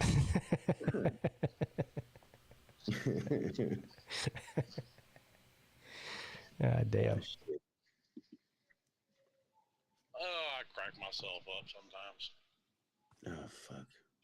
And I had fucking eye surgery today, too, man. Fucked up. What? I had eye surgery today. Wow. Did you get LASIK done or something? I have a retinal tear. Oh, how'd you do that? Well, it's hereditary. My dad had retinal detachment when he was my age. So I've heard of like blowing my back out. I never heard of blowing my eyeball out. yeah. So I had a retinal tear in my right eye, which it's not a big deal, but it can lead to retinal detachment later, which you can go blind from. So they went in with a laser. So they dilated my pupils and shot a laser right through my eyeball to fix up the tear in the back. Oh, I bet that was comfortable. Yeah, it was awesome. Super cool. Are you able to see out of that eye, or you have to wear a patch over it? No. So actually, it's not an invasive thing. If it turns into detachment, it's a bigger problem. But it's sort of like a preemptive thing. Like it wasn't causing me vision problems, but I go in for checkups every 6 months on my eyes just to see stuff like this. And this time they're like, "Yeah, you got a tear, so we have to do that." So no patch. So you're not walking around Shanghai looking like a Chinese pirate. No, I got my glasses on. I can't put my contacts in. Okay, so you're not having like keep that eye closed. No. I mean, it was painful for like a couple hours, but I'm good. Okay. But yeah, like if you wait to do that, then you can have serious problems. So they caught it in advance. So that's good. But it wasn't comfortable. You got to keep your eye open for like an hour, and they shine a fucking laser through your pupil into the back of your eye to like stitch it up. It sucks. So you're awake while they do this? Oh, yeah. Chinese eye lasers. Yeah. Yeah, it works. They're good at it. That's the thing about Chinese public hospitals. I may have said this before. Is like the thing is there's so many people here, especially at the hospitals here in Shanghai, because they're the best hospitals in the country for the most part. And so you'll have people from other states basically that come here, and so the doctors here have seen so much shit. Like they just see so many more patients, so that they've seen everything. Like they've seen everything. You know what I mean? Yeah, I got billions of patients. Yeah. Yeah, they have a lot of experience. They've done everything a lot of times. They know what the fuck they're doing. I don't think they've treated too many gunshot wounds. Say again? Probably not. No, gunshot wounds would be a thing that I'm sure American doctors would be better at handling. Yeah. But shit like this, China's just fine. Do the police carry a firearm over there or no? Some of them do. They have special armed police. Most of them don't. No, most of them don't. But they have special armed police. But that's like 1% of the cops. All right, so y'all have universal. So it's basically like Britain. The rest of them have a stick and a whistle. Yeah, stick. Yeah, or some of them will have like rubber bullets. Some of them might have a taser or something like that. But most of them don't. Rubber bullets. Bullets. Yeah, they have some rubber bullets. Yeah, some rubber bullets can still hurt. I mean. Yeah, fuck yeah, dude. But yeah, I mean, not that bad. They sting, but. Right. But yeah, so most of them don't. I mean, they don't need to have like actual firearms. Probably better that they don't. Speaking of tasers, do you guys see? I forget what game it was. What it was? I think it was a Major League Baseball game a few weeks ago. It had one of those, crazy fans that ran out on the field, and they fucking tased his ass like right on the mound. That's crazy, dude. That's hilarious. Whereas in the Portugal game the other day. At Euros in Germany, because the Euros are in Germany, right? A kid, probably 9, ran on the field, Portuguese kid, to get a selfie with Ronaldo. got the selfie. Ronaldo posed for it, right? And then the cops are running, takes off, gets back into the stands and keeps the camera, and the fans like help hide him and shit. Beautiful. Yeah. Yeah. I'm not a big fan. Look, I'm sort of torn on the taser thing with the police. All the police have tasers now, in America anyway. Yeah. It's obviously a better alternative than shooting and killing somebody. So there is that. It's at least it's less lethal. But I think the fact that it is less lethal, that they tend to overuse it. Well, in situations where they don't need to be using it. Invader or a field invader, would they? And you can kill somebody with it. Your heart can stop if you get shocked. So you can cause heart arrhythmia or heart attacks. Yeah. I don't know. Yeah. Like I said, I don't have a problem with tasers, but I think. What should we do then, Pete? Send out fucking social workers? They need to sit. They need to be able to. No, that's not what I'm saying, Slim. What I'm saying is that they're often because it's quote unquote non-lethal. They're used in situations where they don't need to be used. Right. That's right. Actually, they're no, in situations they're where not called. tackling the motherfucker with three big They're bats would work. They're not called non-lethal at all. They're called less than lethal. Right. Okay. Oh. But they use them as though they were like, I think Pete's point, which I agree with, is they tend, some cops, not all, of course, but you tend to use them a little bit more, excuse my choice here, liberally. Yeah. Than, that's what I'm saying. Than they might should. Right. Well, I'm not sure if I agree with that. Right. I mean, maybe, but here's the thing, too. They only work about half the fucking time. I hate the ones cops carry. I would never, we had the option of carrying them when I worked in a prison. I would never use one of those. Never. What? Right. Because if somebody has on a jacket, it's completely useless. Oh, okay. Yeah. Never. Yeah. One of my wife's friends carries around one of those in her purse, and I'm like, she shocked me with it one time, and it wasn't even like that. If I really wanted to take her down, that thing that she's got in her purse ain't stopping me. Well, it's not. That's not a taser. That's whatever you call it. What do you call it? A stick. It's like one of those little handheld tasers that you press up against somebody and push the button. The taser is actually a gun with. Yeah, I know. Yeah, I know. I'm just saying. What do you call it, man? Shoots out. It's like on like. There's a word for it. Shoots out. Yeah. What the fuck's in stun gun? Stun gun. Yeah. Even the ones cops carry, you can use the exact same way. Right. You Sure. can still put them Right. to somebody. That makes sense. Yeah. Most of the ones the cops carry, they shoot out the wire, the probe that sticks in you, and the. What I'm saying, they work both ways. Right? Yeah. But like I said, I mean, you want to completely neutralize it, put on a jacket. And plus, some are stronger than others. Like you can go on Amazon right now and buy one of those handheld stun guns for like $10. But I wouldn't be counting on that thing to save my life. There ain't no way. Yeah. Oh. Yeah. Yeah, I think bear spray works better. Yeah. Oh yeah, bear spray. You mean pepper spray or bear spray?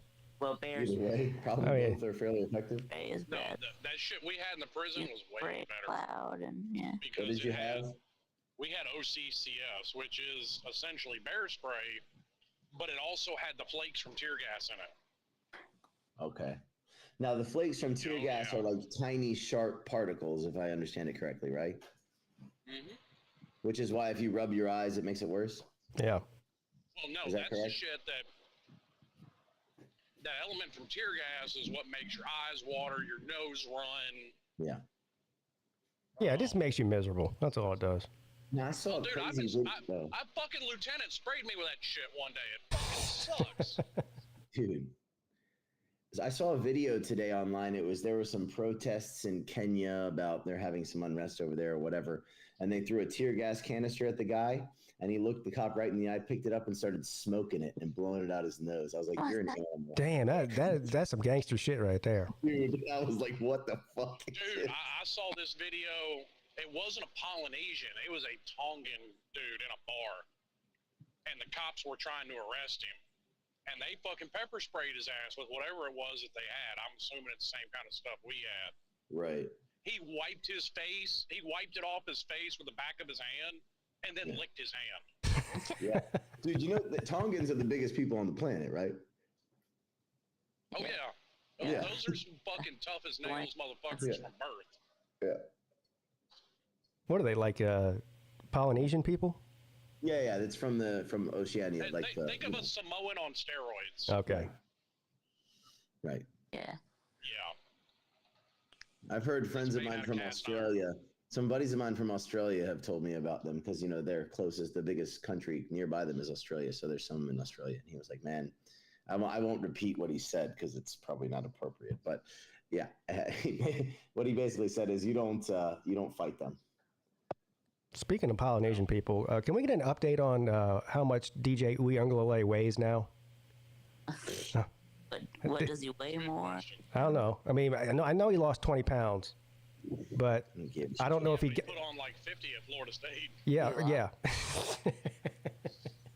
Did he learn how to move around with the football? No. Okay. 250. I don't know, but I tell you what, the internet is going to be unbearable for Clemson fans if he beats y'all.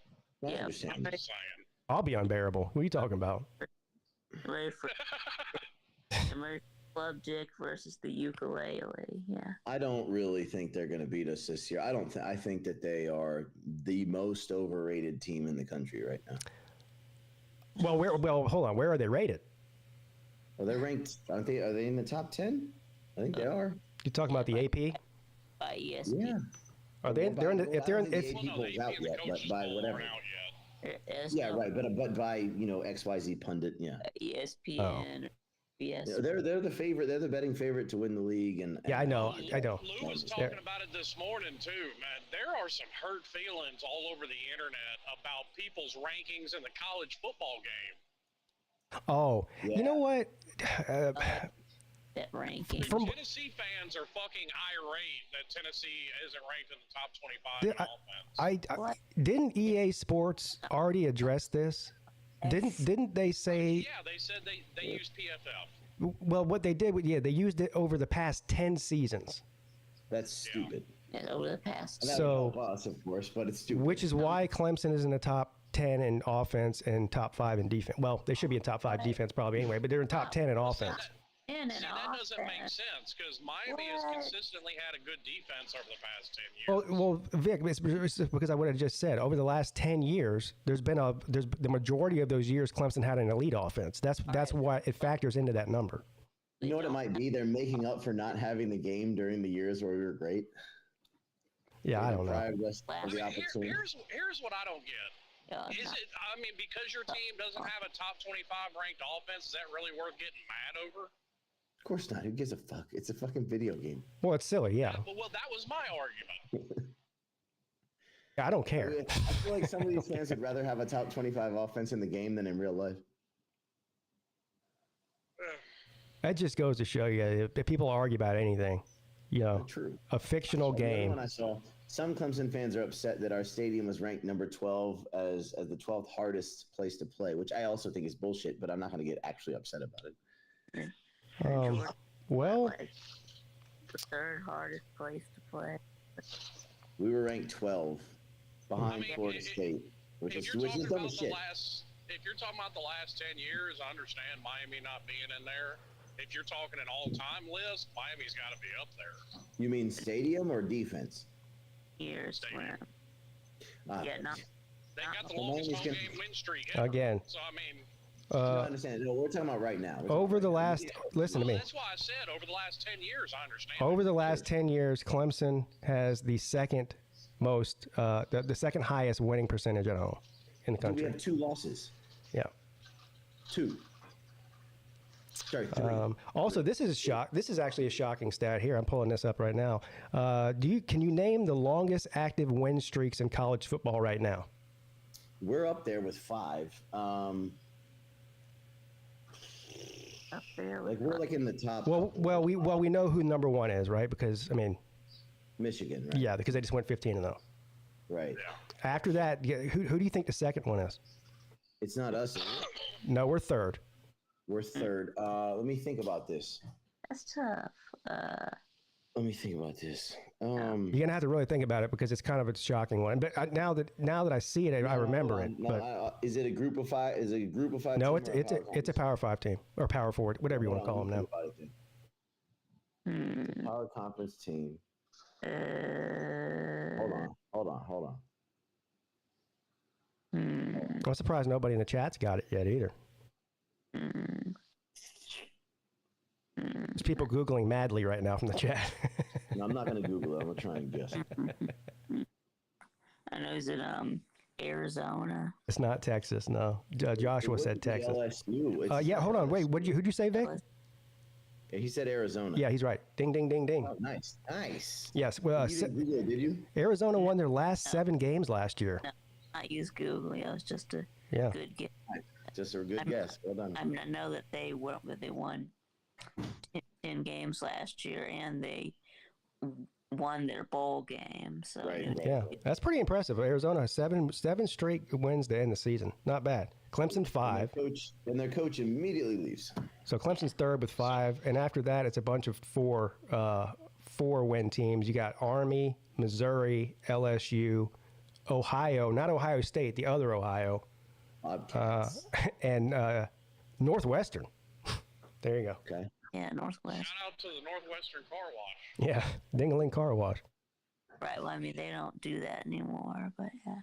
That we know of. Well, they don't do it anymore because they were forced not to. Yeah.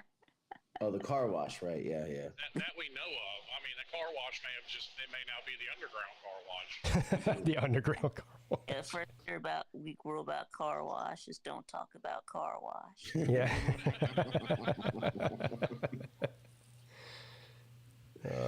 Yeah, somebody talked about car wash, and you see what happened. No more The car only wash. thing funnier would be if there was somebody named Robert Paulson on that team. When does the AP poll come out? Is that Like right before the season Like starts. August. Yeah. the beginning of August? Something Yeah, like that. I guess like the middle of August. Yeah. It'll be before week 0. Yeah. I think we know who number 1 and 2 are going to be. Yep. Well, I think number 1's gonna be Ohio State. No, Georgia and Ohio State. Yeah, well, in any order, it's going to be those 2 teams, yeah. Yeah, so to me, 1, 2, and 3, and I actually completely agree with Lou. Pretty much any combination of Texas, Georgia, and Ohio State, I wouldn't be mad at. Right. Well, Texas will definitely be in the top 3 or 4. It'd be interesting to see where they put Alabama Will be top 5. Yeah. with the coaching change and whatnot. I don't know. I think Alabama might be a little bit lower than that. I think Alabama might be in the 6, 7, 8 range. Yeah. Yeah. 6. Yeah. I think I mean, that. they won't be out of the top Oregon 10 will because be they're up. still one of the 3 most talented teams in the country. Sure. Yeah, that's probably your top 5. I think Joshua was right. He's Georgia, Oregon, Texas, Ohio State. And who's the 5th one? I don't know. I've seen Ole Miss shockingly high. Yes. They'll probably be in the top 10.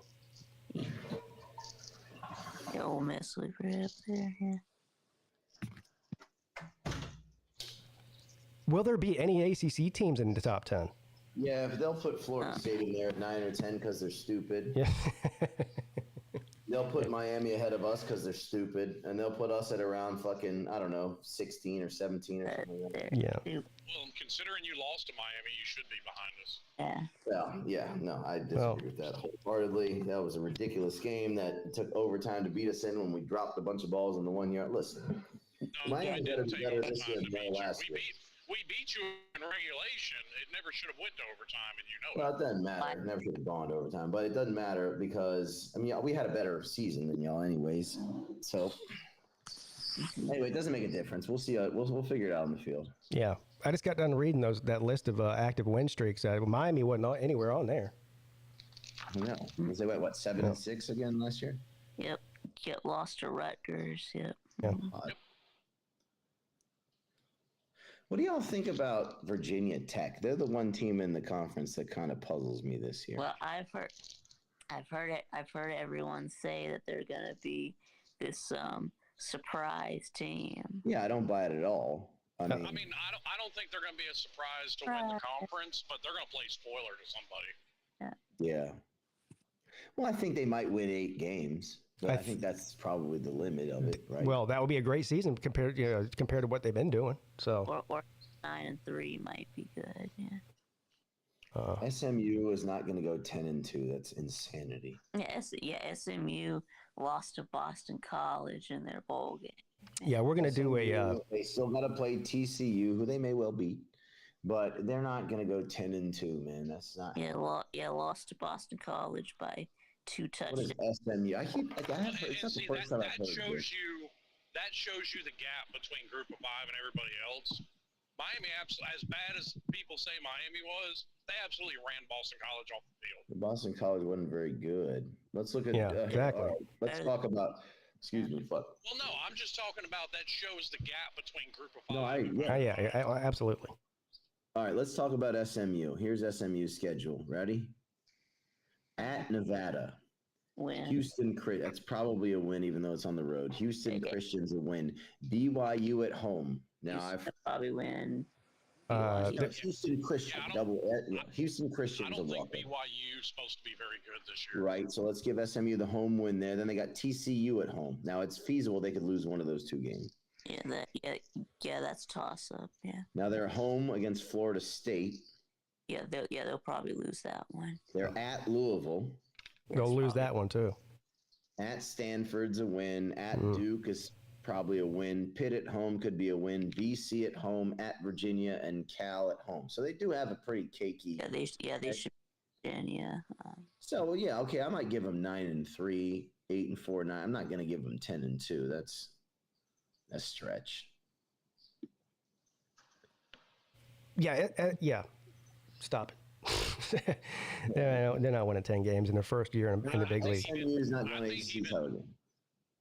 even Duke is more talented than SMU today. Yeah, he may be 6 or 7 wins probably for SMU. I'll give SMU 8 wins, but that's good for them. And maybe 7, maybe, but yeah. Because they do play Stanford, who's terrible, and Cal, who's actually better than you think, but. They play yeah. Just because they gave Auburn a run for their money doesn't mean they're not terrible. I don't. Yeah. They're no New Mexico State, but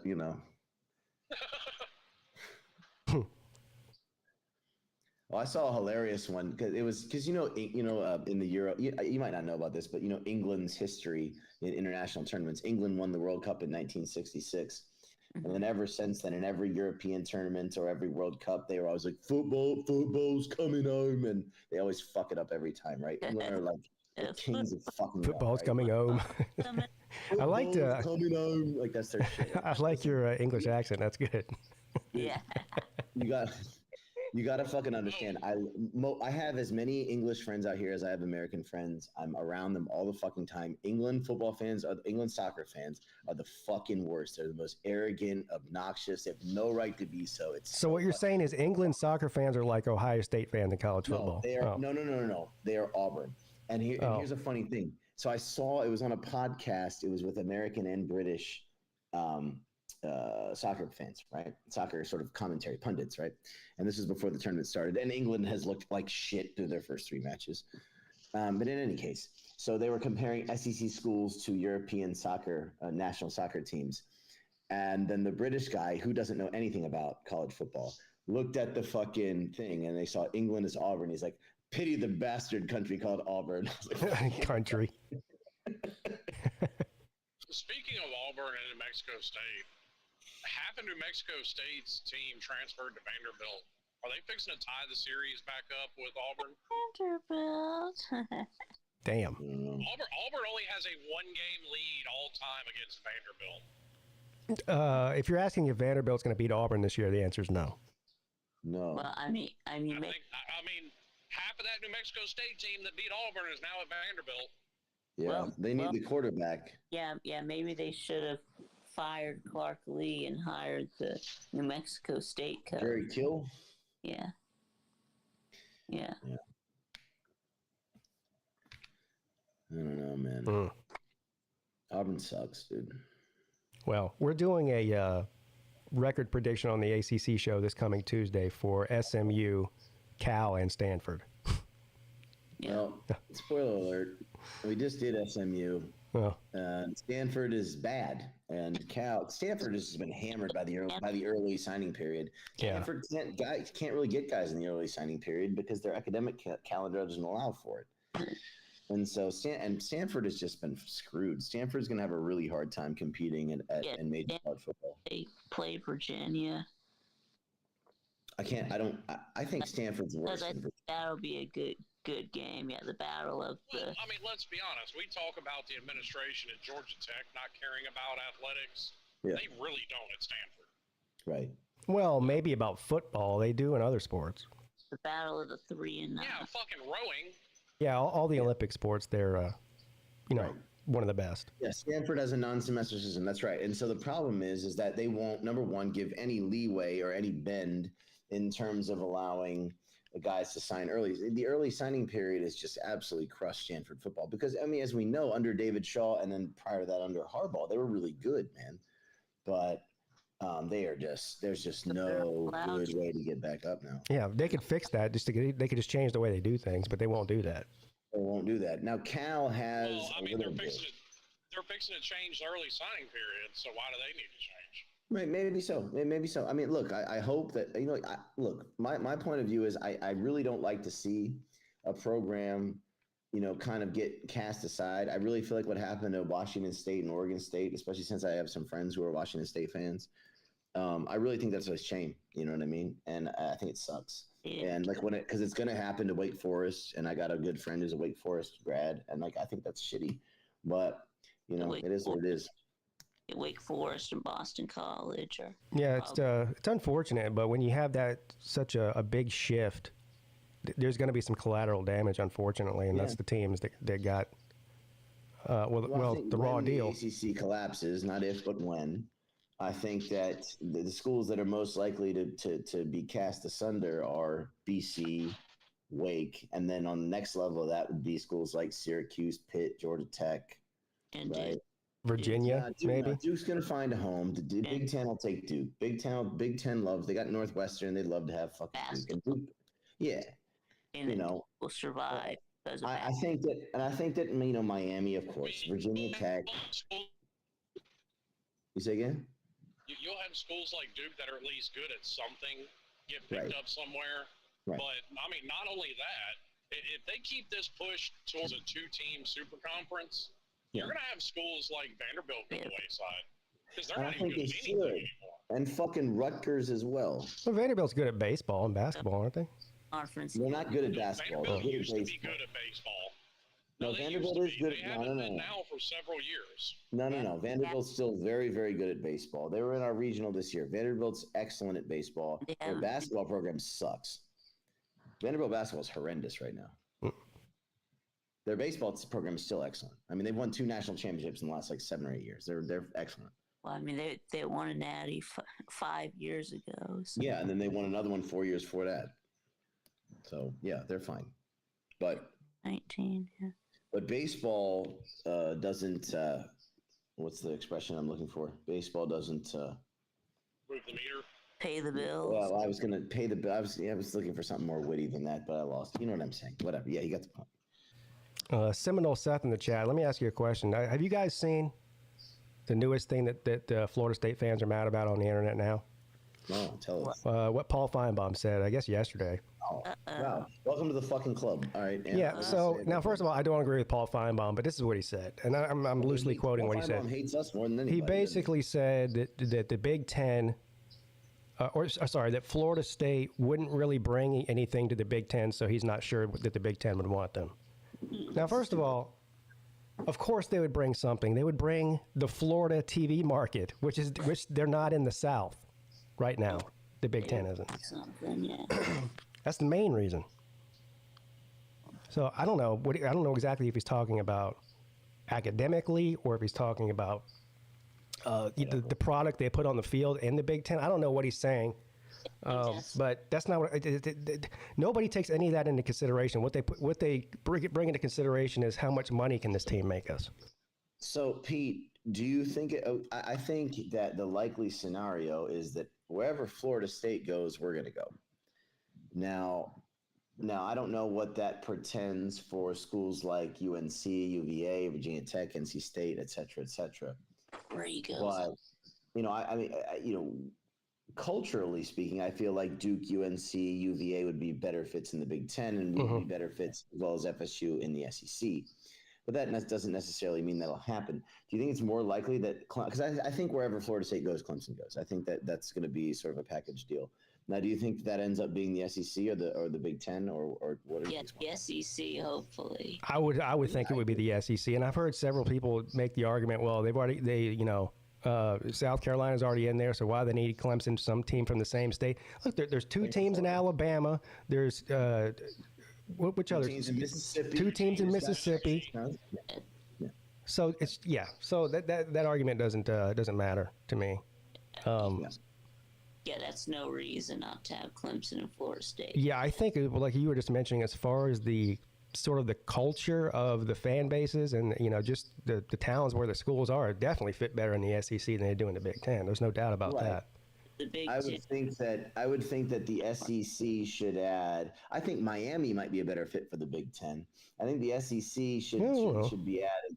I think so. I think that the Big Ten would consider adding, let's say, UVA, UNC, Duke, Miami, whereas the SEC could add a Clemson, Florida State, NC State, Virginia Tech. I think that would be better fit. No, Miami would be. I think it's better for college football that everybody stays right where the fuck they're at. No, you and I agree 100% on that. Yeah, that's not happening. Stay where the fuck we were at years ago. I think fucking 10, 15 years ago, it was perfect. I think that what we're doing is fucking everything up. But understanding that what you and I, Slim, say they're obviously not fucking listening to, they'd be better off if they did, but they're not because you and I are right. But they're not knowing that they're not gonna, how are they gonna fuck it up? Is sort of the question at this point. I would also think that the SEC would want in on the North Carolina and Virginia markets as well. So probably Virginia Tech. Virginia Tech, right, at NC State.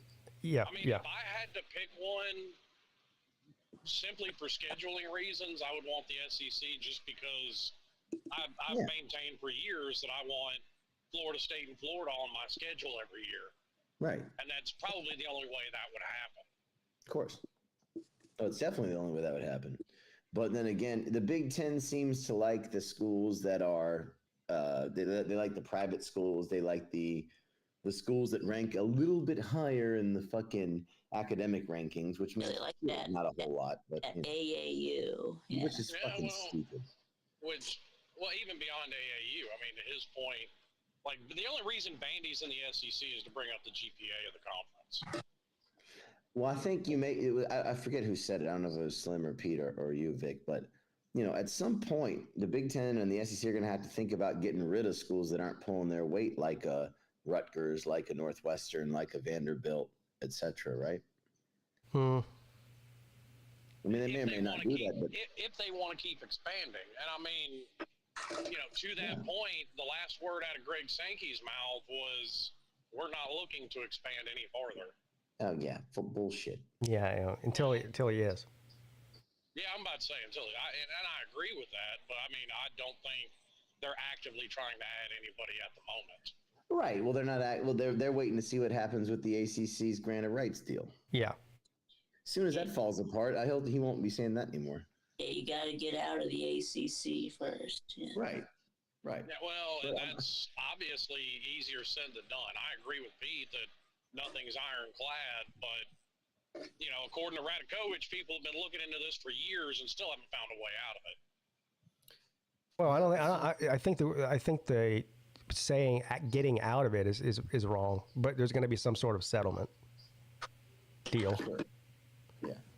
And that happened before we can talk about these teams moving to the SEC. I mean, you're right. There has been one. I mean, the ACC laid one down of like $500 million.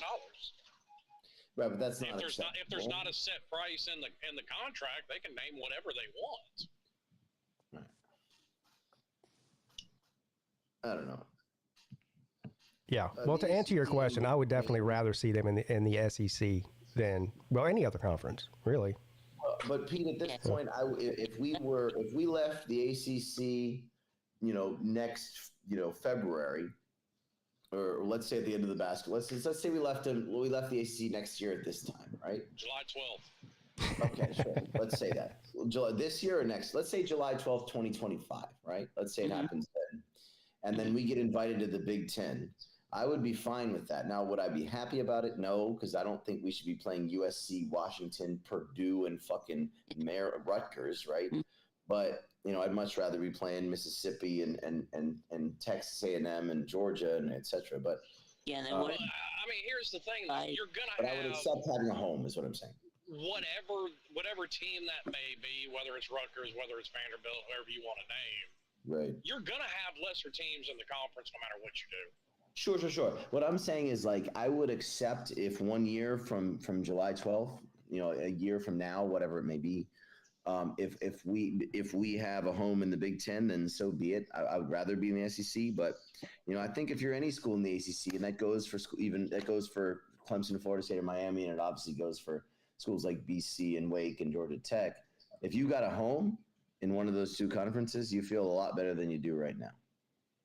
I mean, I feel fine now, regardless, because I know Miami's a big enough brand; they're gonna end up somewhere.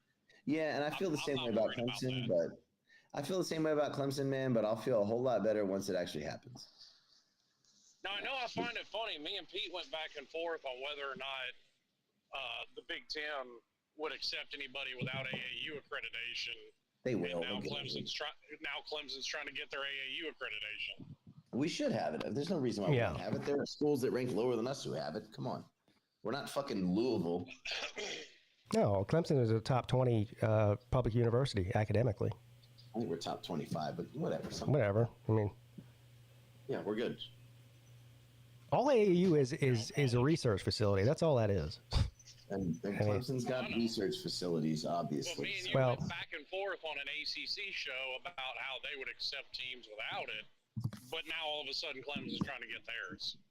I don't think the Big Ten will.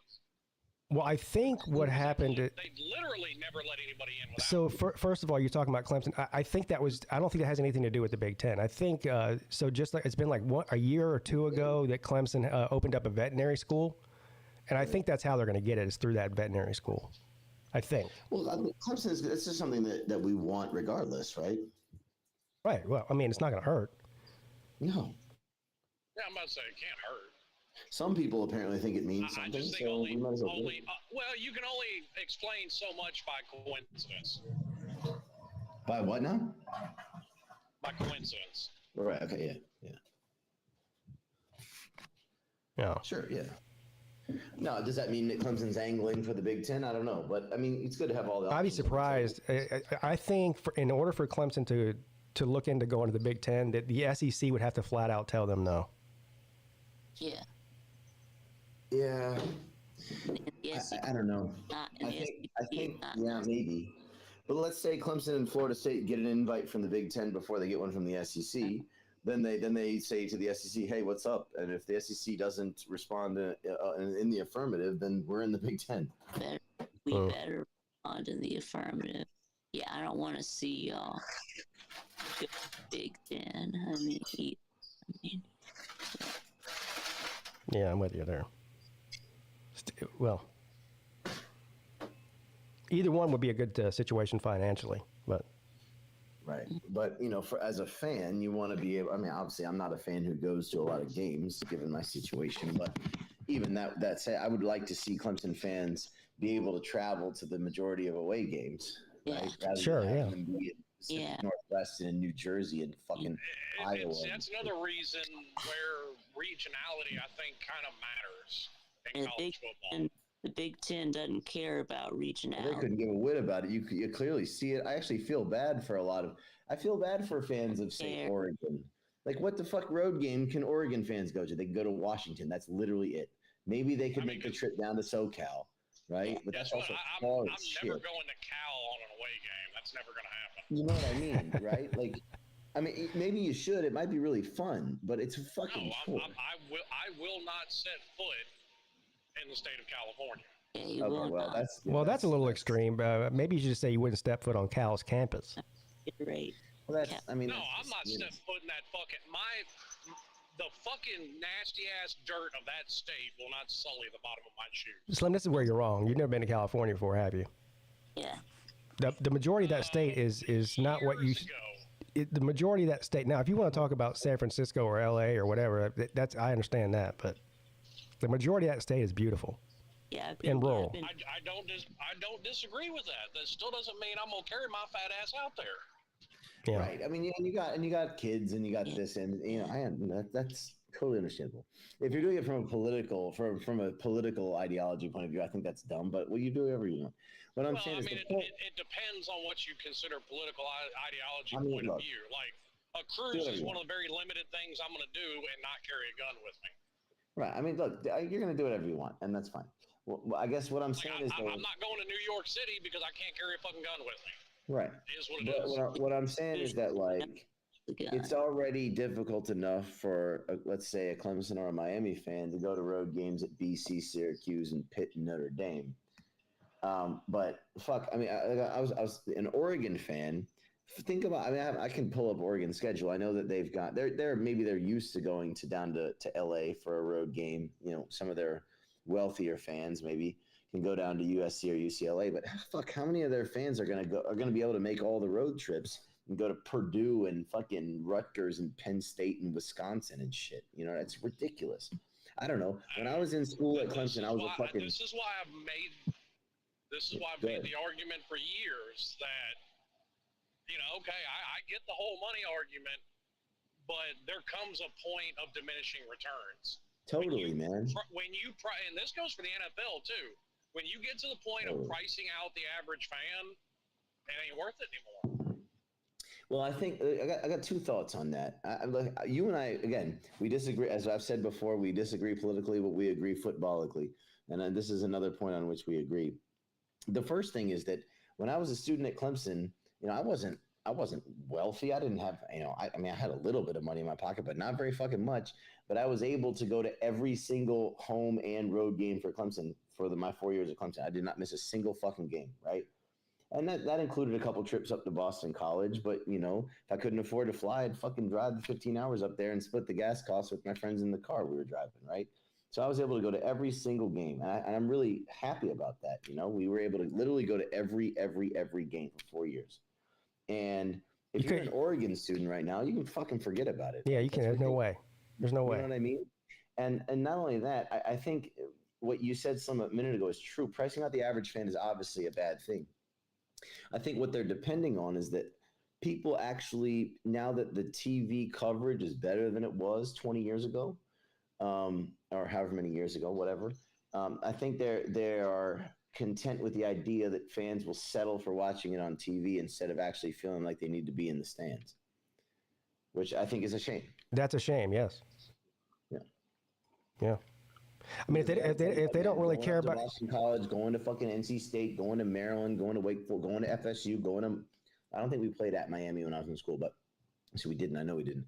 But, you know, going to all those road games, I went to, you know, a whole bunch of places, and there's nothing like going to a road game, wearing your colors and walking in there. And winning and walking out with your head held high, whatever. There's no better feeling than that, man. There's no better feeling. So at a place, that's almost why I prefer going to road games. I go to road games when I do. I totally do.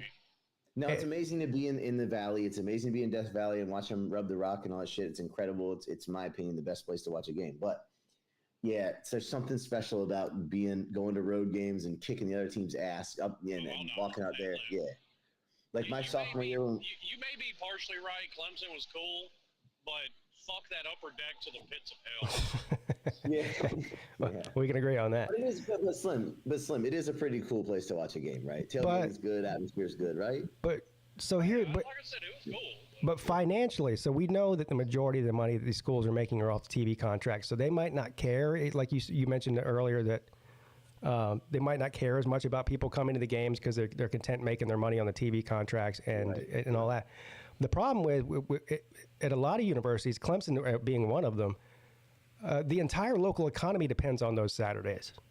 It's not just how much the school is making; it's how much the hotels are making, the restaurants, and all the people that work in that town. Well, so, I think what it is. And let's be honest, we know they're not making a shit ton of money off of each game, but that's what helps with the upkeep of the stadium.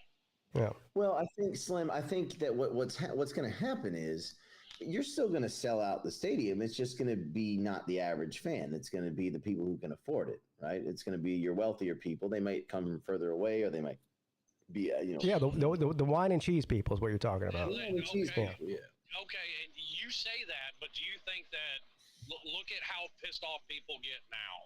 Yeah. People will get pissed off and turn that shit off if they get priced out of it. They will turn on a motherfucker quick. Maybe. Yeah, I mean, you might be right on that. Yeah. Like if somebody who's been going to games for 20, 30, 40 years all of a sudden can't afford it, they might be pissed. But then again, if you've been going to games for 20, 30, 40 years, you're probably addicted to it. That's what they're really depending on. They change the sport so much and fuck up so many of the things that we care about and ruin it in a lot of our eyes. I mean, I think the sport's all fucked up. Well, but yet I'm not turning it off because I'm addicted to it. And I think there's a point of no return in that. Now, have we hit it yet? I don't think so. No. Are they going to hit it in the next 5 years? Only time's going to tell. Time will tell, I do man. think there is a tipping point there. Yeah, but they're banking on our addiction to it, and I think that they're right, at least right now. Unfortunately, the only way they're coming down on ticket prices is if people stop buying the tickets, and that doesn't seem to be happening. No. So. Not right now. No, not now. It's not going to happen tomorrow. Right. But I mean, fucking price of those damn. I was wanting to go to the Florida game. Price of those fucking tickets are ridiculous. Are you not gonna go? Ridiculous. I don't know, man. Go What sweat does it my look balls like? off in Gainesville for. Now they're knocking on around $300 a piece for the cheapest tickets. Damn. Like for up in the nosebleed and whatnot. Yeah. Now, where do you look to buy your tickets? The last time I went to a game in the States was 5 years ago. I went to do like 2 most games. people. I check, the secondary market stuff up or whatever. Yeah. Like StubHub, and then like what are the other ones? Like Vivid Seats. Yeah, that's another one. That's the one I use most of the time. Which one, I've Pete? used that one too. Vivid Seats. Okay. Yeah, I don't know. Like, the last time I went, I did the 2 first games, Georgia Tech and Texas A&M games in 2019 was the last time I went. Yeah, there's that other one that Joshua was talking about called Game Time. Now, that's actually a very good idea. But the problem with Game Time for me is I think that's like a very last minute thing. Like whatever tickets are left over or somebody's trying to sell at the last minute because their dog died and they can't make the game. But it's usually like a 24-hour turnaround. The chances that I just buy a ticket on Game Time and then without any plans just drive to Clemson to a game is probably pretty slim. Like I need to plan that shit out. It's more convenient for people who live nearby. Yeah, if you live nearby, that's great. Yeah. Yeah. I mean, hell, that's part of Miami's problems because they actually don't control the ticket prices. Obviously, the Dolphins do, and I mean, it is what it is. The team's bad. They won't come down on the ticket prices. People aren't going to go. Well, don't they do deals where you can like buy one get 2 free or some shit like that? I don't feel like there's excuses for Miami. Well, number one, the problem's a little overblown. Like they did still average like 40,000 a game, but like there's 4 nightclubs in that stadium. So what people do when it starts raining, they get the fuck out of the rain and they go in the club and watch it on TV. Hey, y'all remember a couple years ago when Costco was selling Gamecock tickets like a 4-pack for $100? Florida did the same thing. It's actually a pretty good deal. It's $25 a ticket, but sure, But you don't see a lot of that for Miami because it's not there. Obviously, the Dolphins control the ticket prices in the game. Mm-hmm. Yeah. I mean, look, I don't. You probably will agree with this. Miami's attendance should be significantly better than it is. Yes. Well, I would agree with that. Yes, but I also think that team because USC has the same problem, but everybody just tends to ignore it. I think teams in a city like that versus a college town, you face competition as far as people spending their entertainment dollars. Sure. Well, I think UCLA has a bigger problem than USC does, but yes. Yeah, we've got. Well, USC's got just as much. Well, what they do is they put these big ass tarps over the upper bowl and close it off. Yeah. Well, their problem is if they're a top 5 team, if they're in the national championship hunt, they'll sell out a game. If they're not, then nobody cares to show up. Miami, right? Yeah, Miami's the exact same way. Look at the Notre Dame game in 2017. Yeah. That place was fucking rocking. Come in. Yeah, I remember that game. Well, that's the issue. But And of course, even going back to Miami the and mid '90s, like people, you go back to not so much the mid, but the late '90s, '96, '97, '98. yeah, People stopped going to the smaller games when they had that downturn in the late '90s, and then came right back up. People stopped going to the Florida A&M games, and just the games you knew that you were going to get blown out. It's like, do I really want to go watch them beat Rutgers by 40 and 120-degree heat index? Hey, Pete, when did Clemson fans stop going to our smaller games? I mean, they still do. So the stadium is eight. Never. The answer is never. Yeah. Never. So the stadium is eight. Well, I'm going to argue with that. Go back to the 90s. That stadium was half full. That's not true at all. No, that is not true at all. Never. No. When I was in school, we were winning 7-8 games a year, and there was not a fucking empty seat at those games. Dude. Yes, there is. I mean, a few, man, but there was still 65. I was going to say, not showing up was still like 65,000 people. Yeah. There were 75,000 people in there watching us play Florida Atlantic and fucking Wofford and shit. Absolutely. Yeah. Okay, and in proportion to the size of the stadium, that's about how full Miami Stadium is. No, that's not. No, it's not. 81.5 officially. Roll Tide. And the Hard Rock holds under 70. Right, but but when Miami plays Arkansas State, how many people are there? 10. Yeah, no. They'll get 30 for the Virginia game, maybe. And more people on the sideline than in the stands. Dude, yeah. No, I'm not trying to cast any aspersions on Miami. That's legitimately Georgia Tech. Like I said, we still average about 40,000. Yeah, we got some Roll Tide 99 wants to come on. Okay. Yeah, well tied in that. Yeah. All that. What's up, y'all? What's happening? What's that, bro? Oh boy, so I have some stuff to say about that ticket stuff. Like just imagine you're a fan of a team, but you live 7 hours away from where they are in 2 states over. Sure, like me being from Florida and rooting for Clemson. Well, you're about 8,000 miles away. Well, yeah, no, but I'm saying, okay, yeah, yeah. Like I live in Louisiana, and of course Alabama's in Tuscaloosa. I live 7.5 hours away from the stadium. So like, I remember back in April, I was looking to possibly get a ticket to the Mercer game because tickets for that one were like only $12. Sure.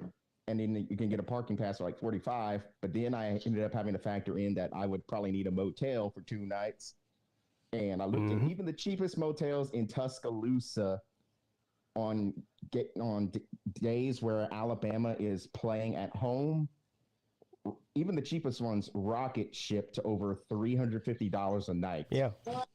Even for the Mercer game? $350 a night. Yeah, even for anytime Alabama's playing at home, any motel within Tuscaloosa rocket ships to $300. So I'd end up having to stay in like Birmingham or something like that, which would then add more gas. Right. Now, let me ask you, because I legitimately don't know how this works because I've been out of the U.S. for so long. But what if you got, I'm just spitballing here. I could be totally stupid at saying this. I'm just going to ask you though. Let's say you were going to stay in a town that's, let's call it 20 miles away from Tuscaloosa, right? I don't know what that is, but let's just, 20 miles, 30 miles, whatever, outside of Tuscaloosa, right? And you got a hotel there, which would probably not have the same price uptick that it would in town. And then you drove there, parked there. Hang on. Everything within probably 75 miles is going to have an uptick. Well, let's say it's not $300 a night. Let's say it's $100, right? Is that fair? 110? Yeah, this is the same thing that we deal with in Clemson. It's because you have this. Sure. So let's say you could obviously drive into the game and then drive back out. But let's say if you're not going to have a few beers or whatever. Let's say you want to have a few beers at the game and things like that. So you don't want to be driving around before and after the game. Right. What about getting like an Uber or something like that? Is that reasonable or is that? Yeah, that's what we did. That's exactly what we did. What game was that we went to? Oh, I can't even remember now. Oh no, I'm thinking about the spring game. Even for the spring game, Volusia, listen to this. The hotel, and this is not even a real game, okay? Right. The hotels were $350 a night on Clemson's campus, all of them. Right. Now, let's say you wanted to stay in Anderson. Yeah, which is what we did. Right. So we paid like $100 a night instead. But now the difference was at the spring game, there's free parking. So on a game day, if you want to park, it's going to cost you at least $40, depending on where you want to park. But at least $40. Well, and everything, like they're going to expect more people show up for a game versus a spring game. So that's why I say everything probably within an hour of that stadium. So call it 75 miles. Is gonna have that uptick in price. Right, but to answer his question, would it be more profitable to just Uber and get the cheaper out of town or next town over thing? The problem with that is the way that Uber works, it's based on volume. It's what the price you pay. So on game day, there's I don't know, thousands of people trying to call an Uber in a place the size of Clemson. The surge pricing goes through the roof. So no, it's not really an option either. Unless you want, and not to mention longer distances probably cost more. Yeah, so I mean, you're probably paying. Volusia, then that's going to drive it. Put it this way, Volusia, Greenville's 30 minutes away from Clemson, right? Greenville's 40 minutes away. All right, it's 40 minutes. If you stayed in Greenville and got a cheaper hotel than in Clemson, you'd have to pay to get to the game and back at least $200 worth of Ubers. So that's crazy. So I guess because I don't know what Uber costs because I only use the equivalent of Uber in China, which is called Didi, which is way fucking cheaper. So I don't know. I can take an hour fucking Didi for $10, so I have no idea. Or maybe $20, but okay. So if you wanted to stay, I'll use Clemson as an example because I don't know Tuscaloosa. I've been there, but I don't know. Okay. So let's say you're going to the Louisville game. Okay. Just a regular game. And then, so let's say the hotel, getting a hotel in Clemson or Seneca or somewhere in Pendleton is what, $300-$400 a night, right? Yeah. You don't want to do that. So I'm going to do it on the other side of Anderson, right? I'm going to go to somewhere out there in Anderson County. Okay. And that's $100 a night, right? Or it's 120, something like this. Yes. Yes. And okay. And so then I drive there because you're driving from quite a ways away, right? And then I stay there. I park my car there. I want to get an Uber from there to the stadium. Let's say I'm on the back side. I'm on the west side of Anderson, right? All right. Now, how much is that Uber going to be to get me into the game? And then also let's say I'm not in a hurry to get. Let's say it's a 3:30 game. Right. Let's say I'm not in a hurry to get back to the hotel and drive back home because I'm going to stay at that motel or hotel on the backside of Anderson for another night, and I'm going to drive back home the next day. Right. On Sunday. Jesus Christ, you long-winded fuck! Get to the point. I think I understand what I was about to say. Yeah, if you want to wait a few hours after the game's over for the Uber prices to drop, so you can save yourself some money. Right. Yeah. If you try to order the Uber right after the game's over, good luck. Right. I'm saying the game ends at 7, and I'm going to stick around, and I'll leave it, and I'll go to the SO or TTT for a few beers, and I'll leave at 10. You'll save yourself $20 or $30 doing that. Yeah.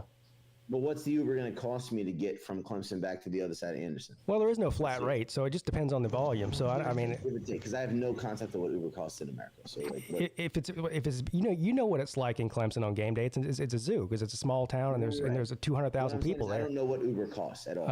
I've never used an Uber. I don't know. So at a peak time like that, when there's thousands of people trying to get a ride, it might cost you $100 to get back to your hotel. But let's say I wait until 2 hours after the game. 3 hours. Maybe 50 then. I don't know. Somewhere around there. Look, even if there's nobody calling and you're the only passenger, you're probably going to pay at a minimum $40 for that ride.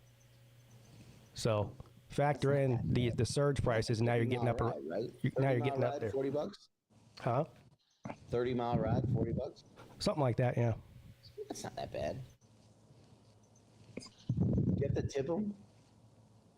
I do. Well, you meant to tip them. Are you supposed to tip them? I do. Anybody that gives me a service, I tip. Okay. But a lot of people don't. when it comes to Uber. I don't know. It's weird. No, I don't know. Uber is one of those. I'm not. Are you? Should you tip an Uber? I don't know on that one. Yeah. I'm not tipping the sandwich artist at Subway. That's not happening. Dude, we don't tip in China, so I have no fucking idea, man. Like, who in all these new services and shit, I don't know who you're supposed to tip, who you're not. I have no idea. Dude, well, see, that's the thing. Literally, everybody's asking for a tip nowadays. Right, that's what I'm saying. And so, who am I actually supposed to tip and not? Here's the thing about Uber. You got to understand this. Yeah. Uber takes 50% of whatever you're paying Uber, and they give the other 50% to the driver. The driver is driving their car with their gas and all the repairs and maintenance costs that come up with to keep the car up on the road. So at the end of the day, they take another 20 to 20. So $100 Uber ride, the profit on that for the driver is very small. That's why I would tip them. Yeah. I mean, you don't have to tip them like a massive amount of money, but even if it's $5, you know. Sure. Yeah. I just, I've been going so long. I don't know how tipping works anymore, man. So that's the reason I asked. Oh, I've literally never taken an Uber, so I don't know if I've never run into that situation. Yeah. I mean, I take a Didi every day, guess it but makes sense. you don't tip. So. Yeah, I mean, I guess it makes sense to tip an Uber driver, but like I said, that's a conversation Lou's gotten into quite a bit on the morning show. It's fucking anybody and everybody's asking. Yeah, I don't agree with if you go to Starbucks and order a coffee that you have to tip the person who hands your coffee to you. That's stupid. But they're not really. That's not really a service. The same way that Uber is. I don't know. Like in other words, right. if you and I would agree with that. Yeah. Nuts. If you rent a limo to go somewhere, do you tip the limo driver? Dude, just charge an extra $1.50 for the fucking coffee, and then we don't have to worry about this shit. Whatever. So instead of $8, $9.50 for a cup of coffee from Starbucks. Well, coffee's a bad example. I mean food at the restaurant. Here's the problem with that, Volusia. Like people literally said, people literally said, "Well, I'll pay an extra $1 or $2 for my Starbucks coffee." Yeah. If quote unquote these people are getting a livable wage, sure. And then they had to pay extra for their coffee, and they raised holy hell about it. Right, coffee's a bad example because you don't tip baristas at Starbucks anyway. But I mean, like let's say waiters at a restaurant or whatever, things like this. Tipping culture is deeply problematic, and there's a reason why the U.S. is the only country that does it. I don't think it's very problematic. Right, of course, but you'll defend anything that happens in the U.S. just dogmatically. But the point is that, there's a reason why this is a strictly American better than everywhere else in the world, and that's a fact. Right, that's what I'm saying. You'll defend anything the U.S. does, even if it's obviously silly. It's not strictly an American thing. This shit's all over Europe too. You fucking imbecile. Tipping? Yeah, I don't think tipping's big in Europe. No, definitely not. Yes, it is. Okay, no, it's not. It's really not. Okay. No, it's not. No, it's not. Definitely. It happens in the same places in Europe that it does here. It doesn't, which is why Europeans are deeply confused by it when they visit the United States. Yeah, Europeans don't tip waiters and waitresses and shit. They just don't. No, they don't. They don't do it in Europe. They don't do it in Asia. They don't do it anywhere except for the U.S. They did the shit in fucking Ireland when I was there. Yeah, because they were just scamming you. Matter of fact, the Europeans scamming me. I wasn't tipping anybody. I was a kid. The Europeans failed on their scam, but I promise you, Irish people don't tip their fucking waiters. The Europeans love when Americans come over there for tourism because if you're a waitress in Europe, you're like you see an American, you're like, oh great, I'm gonna get a tip for the first time today. Yeah, exactly. Those motherfuckers, they don't have that shit. You know what's funny? In China, if you try to tip somebody, they'll give you the money back because they think you fucked up. Yeah. Even if I knew that nobody was tipping in the restaurant I was in Europe, I'd still do it just because I would feel bad if I didn't because I'm so conditioned to do it. Like I said, we went to Ireland when I was a kid, and I distinctly remember saying it. Yeah, that was I promise you, nobody else in there was doing it except the other Americans. Well, if you tip in Asia, they will actually chase you down outside the restaurant with the money that you left on the table because they think that you made a mistake. Yeah, I should be tipped for working overtime today. I've worked 8 minutes of overtime today. Right, even more the other day. Yeah. Ah, dang. We need a YouTube union. Age of 15 years and never tipped a person ever, not Good once. luck with that. Yeah. Sir August says, I'll tip someone to drive my drunk ass around. That's what I'm talking about. Unless Like I you're said, too drunk to the only remember reason to I didn't tip know them. about Ubers because I've never called an Uber. Yeah, it's weird. The way the pricing works for Uber is just, it's weird. A lot of it depends on A, the demand for Uber in the area, and B, the length of the drive. Yeah, and that's the debate is like, should they just charge per mile instead of doing the inflated prices when it's more busy? It's kind of fucked up, honestly.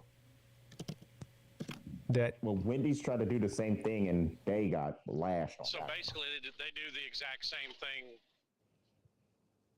Well, the same thing that airlines do. Yeah. It's literally airline pricing. Yeah, same thing. Yeah, that must be the model they went off of. Because a 5-mile trip at 3 o'clock in the afternoon might cost you $20. A 5-mile trip at 10 p.m. when people are trying to go home from the bars in the city costs 5 times the same exact drive, 5 times as much. Oh. Yeah. That's the tip. Yeah, I mean that's exactly how the airline industry works with their pricing. Fuck.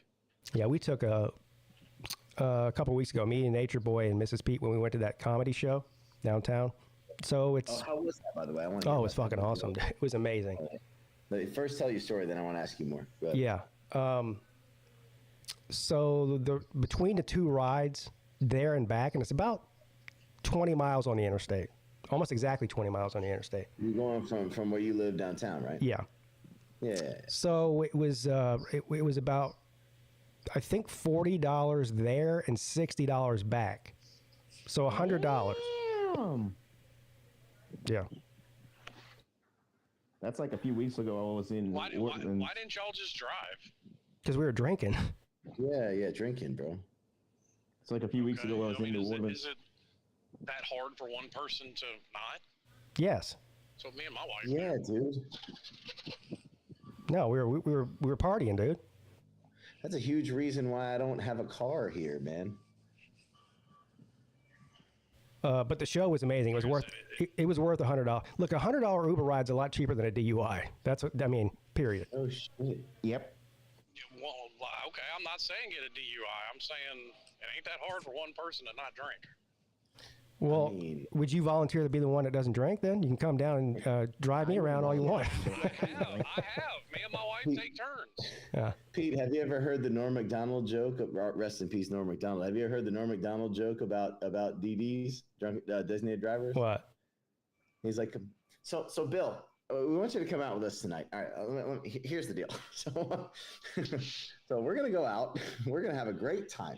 All right, you're gonna come to all of our houses. You're gonna pick us up. Right? We're gonna go out and we're gonna have a great time and drink, but except for you. Right? You're gonna watch us have a great time, get nice and drunk, and at the end of the night, you're gonna drop us all off at our respective. How's that sound? You ready? Well, usually it's somebody who has a lot of affiliations with the crew but doesn't drink, and they go off somewhere else. And then when they're texted to get there, that's when they get back. Yeah, that sounds like a chauffeur, and I would tell them to fuck themselves. Like I said, me and my wife just take turns. Or even not even necessarily one of us don't drink. Like we went to her job's Christmas party. Mind you, this is at the district attorney's house. I nursed one drink for like 3 or 4 hours. Yeah. I mean, it would depend. I mean, I would not drink, depending on what it was, where we were going. But we were going to a comedy show. I mean, of course, we were going to be all drinking. I mean, you know. Yeah, I was telling you, Sir UGA, man, in Shanghai, I don't have a car. Number one, the Ubers here are cheap and easy to get because there's 26 million people in the city, so there's always Ubers. Number two, the subway runs until 11:30 and it costs 45 cents. And shit, it's just ridiculous. Well, see, Ubers aren't even big where I live. I live in a town of less than 10,000 people. Right, that's different. Yeah, it's different. Yeah. Now, sometimes, if you live in a rural area, it's obviously, a different situation. Like, we literally live in exact opposite places, right? So sometimes Mrs. Peete, in the world. Sometimes Mrs. Peete will downtown and literally the biggest city in the world, and you live in not that. So I dig it. I understand. Sometimes Mrs. Peete will go out drinking with her girlfriends, and I'll drive them where they're going, and then go pick them up. But I need to know in advance so I don't drink. I need a heads up. Although in the U.S. you can have a couple drinks and still. I mean, I remember. I'm not going to put you on blast. Yeah, that's why I said, but, like, we went to my wife's Christmas party. I mean, I had a drink, but I just, I nursed it for a while. Yeah, I'm sure. I mean, look, I'm not saying I won't drive somewhere. Like, I'm going to meet Scott for a drink today. I'm driving. Right, well, Pete. When I met you, what was it? I guess it was a year before. Last year. Right, last year. Yeah. Yeah, we went out and you picked me up and we went out and had a few drinks. Not a few, but a couple, right? Yeah, we didn't have a lot. I wasn't driving, but you were fine and you dropped me back off and you're okay. Yeah. We're good. Yeah, I won't. That's my whole point. Somebody can stay okay and you can save the money on an Uber. Yeah. Yeah. That's true. I guess it makes sense if you can, because the laws in the U.S. allow you to have like 1 or 2 drinks and still be fine, right? I can tell you this. After the comedy show, none of the 3 of us were in any condition to drive, so it's a good thing we didn't. But I want to ask you, so who ended up performing there? Oh, so it was Mark Normand, hilarious, Dan Soder. They were the 2 best ones. Mark Normand is one of the best, dude. I think he's my favorite. And Dan Soder was probably. Yeah, dude, he's great. Who else was it? What's his name? Big J or whatever his name is. Big J Okerson. Yeah, he was great too. He was great. There was a female comic, and now her name's escaping me. Nature Boy. Do you remember who it was? Oh, Dave Attell was there too. He was great. Damn. You already said 4 of the best in the game. Yeah. Who was the girl? It wasn't Nikki Glazer, was it? No. Shit, I forget her name now. What she look like? Brunette, kind of thin. Thin brunette. Kelsey Cook is her name. That's it. Okay. Yeah, I don't know her. Okay. Yeah. Obviously, Bert Kreischer, it's his show. Oh, yeah. He closed. Oh, guess who else showed up? Oh. And performed? Jelly Roll. Yeah. Okay, cool. Yeah. Cool. That's a great dude. That's a fucking great show. You got 5 headliners plus Jelly Roll. Yeah, it was a good 3 hours long, I think.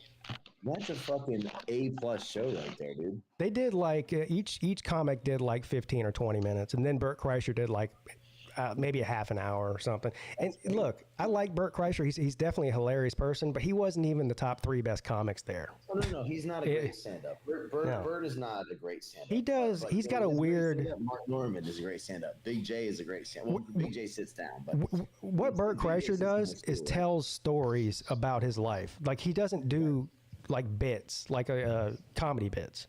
Right. He just tells stories. I'm not a big Kreischer fan, but Big J sits on his stool and sits there and roasts everyone in the audience. Yeah, he's a storyteller. Exactly. That's what he does. No, I'm talking about Big J. Oh, yeah. Oh, yeah. Jay did. He did that. Sits on his stool and just roasts everyone in the audience. Yeah. Whereas Norman has one-liners. Norman's a punchline guy, right? Oh, God, yeah. Attell is just sad. David Attell is just a savage. He's just an asshole, and it's fucking great. The years have not been kind to him. I'll tell you that. He's looking pretty rough. Attell, yeah, he's drunk, dude. And he's old too. Yeah. I'd like to see Joey Diaz live. Oh yeah, I would love that. The only one I was disappointed. He's hopped up on all sorts of shit, dude. I was disappointed that we didn't get to see Tony. Yeah, Tony Hinchcliffe wasn't there, and then the next show, the day after the one in Charleston, was in Savannah, and Bobby Lee was there. Okay. He didn't come to our show though. Okay. You gotta get him out there with Santino. They fucking dude. Mark Normand to me is I love Big J and David Attell's a legend, but for me, Mark Normand is the best. Yeah, Nature Boy. Normand is a savage. He was the best one on that show. Yeah, he's got punchline after punchline after punchline. He's just a nonstop. He's the Tommy Gunn of jokes, dude. He's crazy.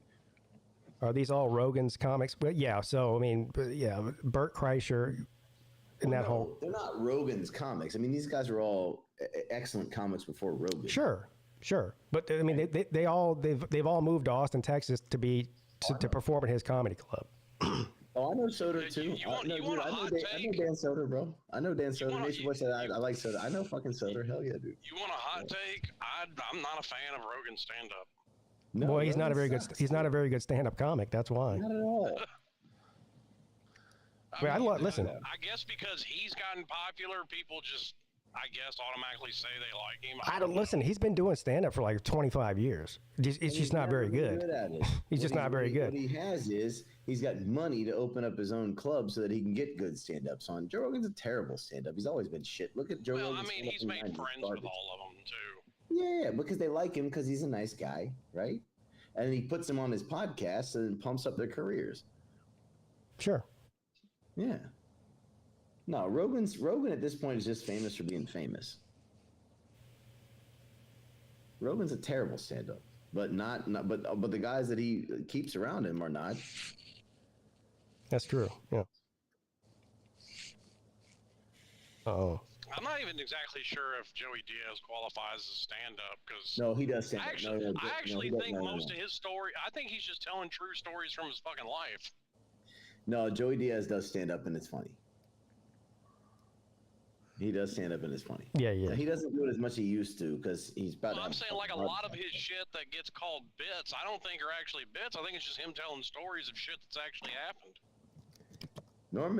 So Soder is East Coast. Soder's from San Francisco. Soder's from Denver. I was gonna say he's a West Coast guy. Soder's from Denver. Big J's from Philly, and Mark Norman's from New Orleans. And you would never know that because he doesn't talk like that. But Mark Norman's from New Orleans. Yeah, Joey Diaz, Theo Vaughn's hilarious. Theo Vaughn's from Louisiana. He's funny as shit. Tony Hinchcliffe is hilarious too. I'm not gonna lie. Theo Vaughn for me, his stand-up is good, but Theo Vaughn for me is better in podcast form. I seriously thought he had like fucking Down syndrome or something. Dude, he's so goddamn funny, man. He's I don't know why you thought that. I want to see fucking Adam Ray with the Dr. Phil. I was telling you about the Dr. Phil shit, right? You've probably seen that. Yeah. I want to see Theo Vaughn with Dr. Phil. God, that would be ridiculous. That would break the internet. That'd be the funniest shit I've ever seen. Theo Vaughn's podcast is funny too. Yeah, hell yeah. I like his podcast. Bill Burr was once. What do you mean? Bill Burr's still very funny. He's one of the 5 most funny people alive. Bill Burr, 100%, dude. Fucking Bill Burr is one of the goats, dude. Bill Burr is like the George Carlin of today. To me, George Carlin is the greatest of all time, but Bill Burr is really. If it's not him. Richard Pryor? There's one. Yeah, I was about to say, if it's not Carlin, it's Pryor. I mean, those two, I basically pretty much hold on the same level. Yeah. And I don't think too many people are going to argue that point. Well, here's the thing. You know that George Carlin was overtly political. Oh, I know. Yeah. But even without that, even if you might disagree with some of his takes politically, which I generally don't, but he's. Guess what? I disagree with a lot of Bill Maher's takes politically. I still think he's fucking funny. Yeah. Bill Burr, you mean? No, I meant Bill Maher. Like Bill he's fucking hilarious. Bill Maher's hilarious. That's about the only like news I'll watch. I'll watch Bill Maher and Greg Gutfeld because I think those two are fucking funny. Dude, so I have a complicated because Bill Maher is a liberal, right? But I have a complicated relationship with him. But did you see Slim? Do you remember Jiminy Glick? You know Martin Short, right? Yeah. You know, Jiminy Glick was his character where he would interview. So it was like Between Two Ferns before Between Two Ferns, right? Where Martin Short puts on the fat suit. Yeah. You saw he interviewed Bill Maher on his show like last week. No, I haven't seen that. No. Dude, look, it's 12 minutes of him just roasting Bill Maher's ass. It's funny as fuck, dude. Look up Jiminy Glick. Is Martin Short's character is called Jiminy Glick. Jiminy Glick, Bill Maher. Damn, it's so stupid. It's one of the funniest things I've seen. It reminds me of like late 90s comedy. It's hilarious as fuck, dude. It's so good. Jiminy Glick. But you don't think Bill Maher's funny? I don't. I think I used I think to he's like funny. Lamar's political takes. I think his show used to be funny. He's gotten way too into the like boomer shit, hating on millennials, hating on Gen Z. Like, I look. I mean, he some of his a lot. Like, generally speaking, a lot of his political takes, I sort of agree with. He's kind of drifting more old than me, but like, Is he hating on millennials and Gen Z, or is he making fun Yeah. of how ridiculous a lot of the bullshit they believe no, is? he goes to a silly degree with it, man. Yeah, He's very well- much like the No, old no. guy. Bill Maher calls out the bullshit on the left, Nah, and at this point, he's like the get off my lawn old guy, and it's kind of I'm tired of it. But I still Yeah, like him I'm with Slam. sometimes. I think you have a problem with him because he criticizes the left a lot. No, because he does call out some shit on the left that I do disagree with. But my problem is I think that he puts too much. He makes it too much of an age thing. He's like, you young people, and I'm like, I'm not even that young, but like he's talking to people my age and younger. It's just like, dude, calm the fuck down a little bit. Like, Now, yeah, I know have you're you seen his podcast? It's pretty funny. Your Club Now, Random? Yeah, the only thing I don't like That's about cringe. Moore, and to a certain Well, extent, I hate get it, Trump, but yeah. but like he was gonna have Steve-O on his podcast, and like Steve-O's big thing is, staying sober. So he asked Bill Maher not to smoke with him on there, and he refused to do it. I'm like, okay, Yeah. that was kind of a fucking dick move. Bill Maher is a dick, dude. He's a dick. yeah, but that's part of his appeal. Did you see the episode with Fred Durst? I haven't No. seen that one. Talk about uncomfortable. I need to. I didn't know he did. I didn't know that existed. I need to see that. Yeah, Fred Durst is totally different than he was when he was famous. Yeah. Oh, poor Fred. But it was pretty fun. There was a couple of times in that you could for those of you who haven't seen it, Club Random is just Bill Maher sitting like in his man cave with a guest, and they're just kind of sitting there on the couch drinking and smoking and having a conversation. And well, Bill Maher is getting But stoned as fuck. There was a couple of regardless moments in there where it got very uncomfortable, like uncomfortable silence.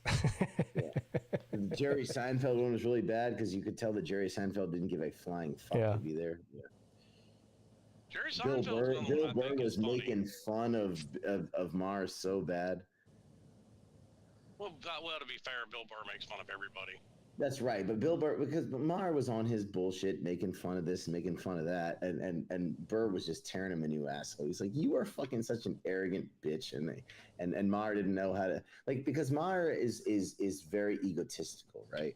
And he can't cut up and like break it down to the point where he makes fun of himself, right? Like people who do impressions of him, he'll be like, "Oh, that's not a good impression of me." It's spot the fuck on, right? You people, you don't know anything. You believe in your God, you people. And some people do hilarious impressions of him, right? And he'll be like, "No, it doesn't sound like me," and it fucking sounds exactly like him, and makes him look like a douche, and he can't take it. Like that, Bill Maher's skin is too thin. That's a problem. Yeah, I don't know. I still think he's funny. I kind of like the old man get off my lawn deal. I mean, there was a very I similar like your show moment to because that. I do. Oh, sorry, son. Go ahead, Bill. I was just saying there was a very similar moment to that awkward silence when he went on Greg Gutfeld's show. And I think Greg's funny. Like that's about the Greg- only. Oh come on, he's hilarious. He's the worst. He is definitely funny. He's fucking funny, such a man. hack. Come on. Oh yes, he's a Greg- partisan hack, but he's funny. No, when I say hack, I don't mean a partisan hack. I mean he's a hack as in he's a failed comedian. Like he's awful. God, imagine Greg Gutfeld's stand-up. I'd rather kill myself. Jesus Christ. Yeah, It's like watching but Adam Carolla's show on the Daily Wire. I don't know about stand-up, but you can still be extremely funny and not be a stand-up. He's not. Right. He's not that, dude. He's such a fucking. He's just, he's not much different than any other late night, show host. Is he though? Is he though? Yeah, I mean, He He's really awful, isn't. I mean, dude. you don't have your Lenos today, but late night's kind of gone to shit. Yeah, I mean, like late night's not what it used to be. I'll give you. Although Jon Stewart's back, which is great, but Oh Jesus God. fucking Christ! Jon John Stewart's the- Jon fucking Stewart's the Stewart, goat. seriously? Jon John Stewart is the Stewart is a goat. fucking imbecile. Jon Stewart is a goat. Jon Stewart should be president. John Stewart deserves a bullet in his fucking head. I don't know about president, bro. He replaces fucking John Stewart is the GOAT. He's amazing. But no, he's not. No, Jesus Christ! Now you've gone too far. Such a fucking hack. See, people say I argue just to argue. Literally everybody else on this panel but Belushi is agreeing on the last. But that happens every fucking time because you're all the same. Not you, Pete. You might have a little bit of an independent thought in your head, but yeah, whatever. Doesn't matter. I'm not gonna fucking try and. Thanks, I guess.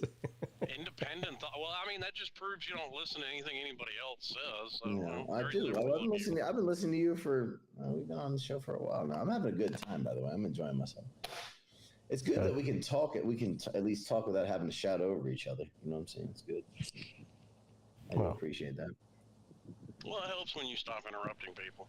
Well, no, I mean, listen, most of the time it's 4 people shouting at me at once, and I can't get a word in edgewise, and so I don't have Lou's microphone, right? I'm talking into the holes in my fucking MacBook Air, so when it's 4 of y'all screaming at me, all I can do what I can. I don't have Lou's microphone. Now, I have realized saying dumb shit to get yelled at for.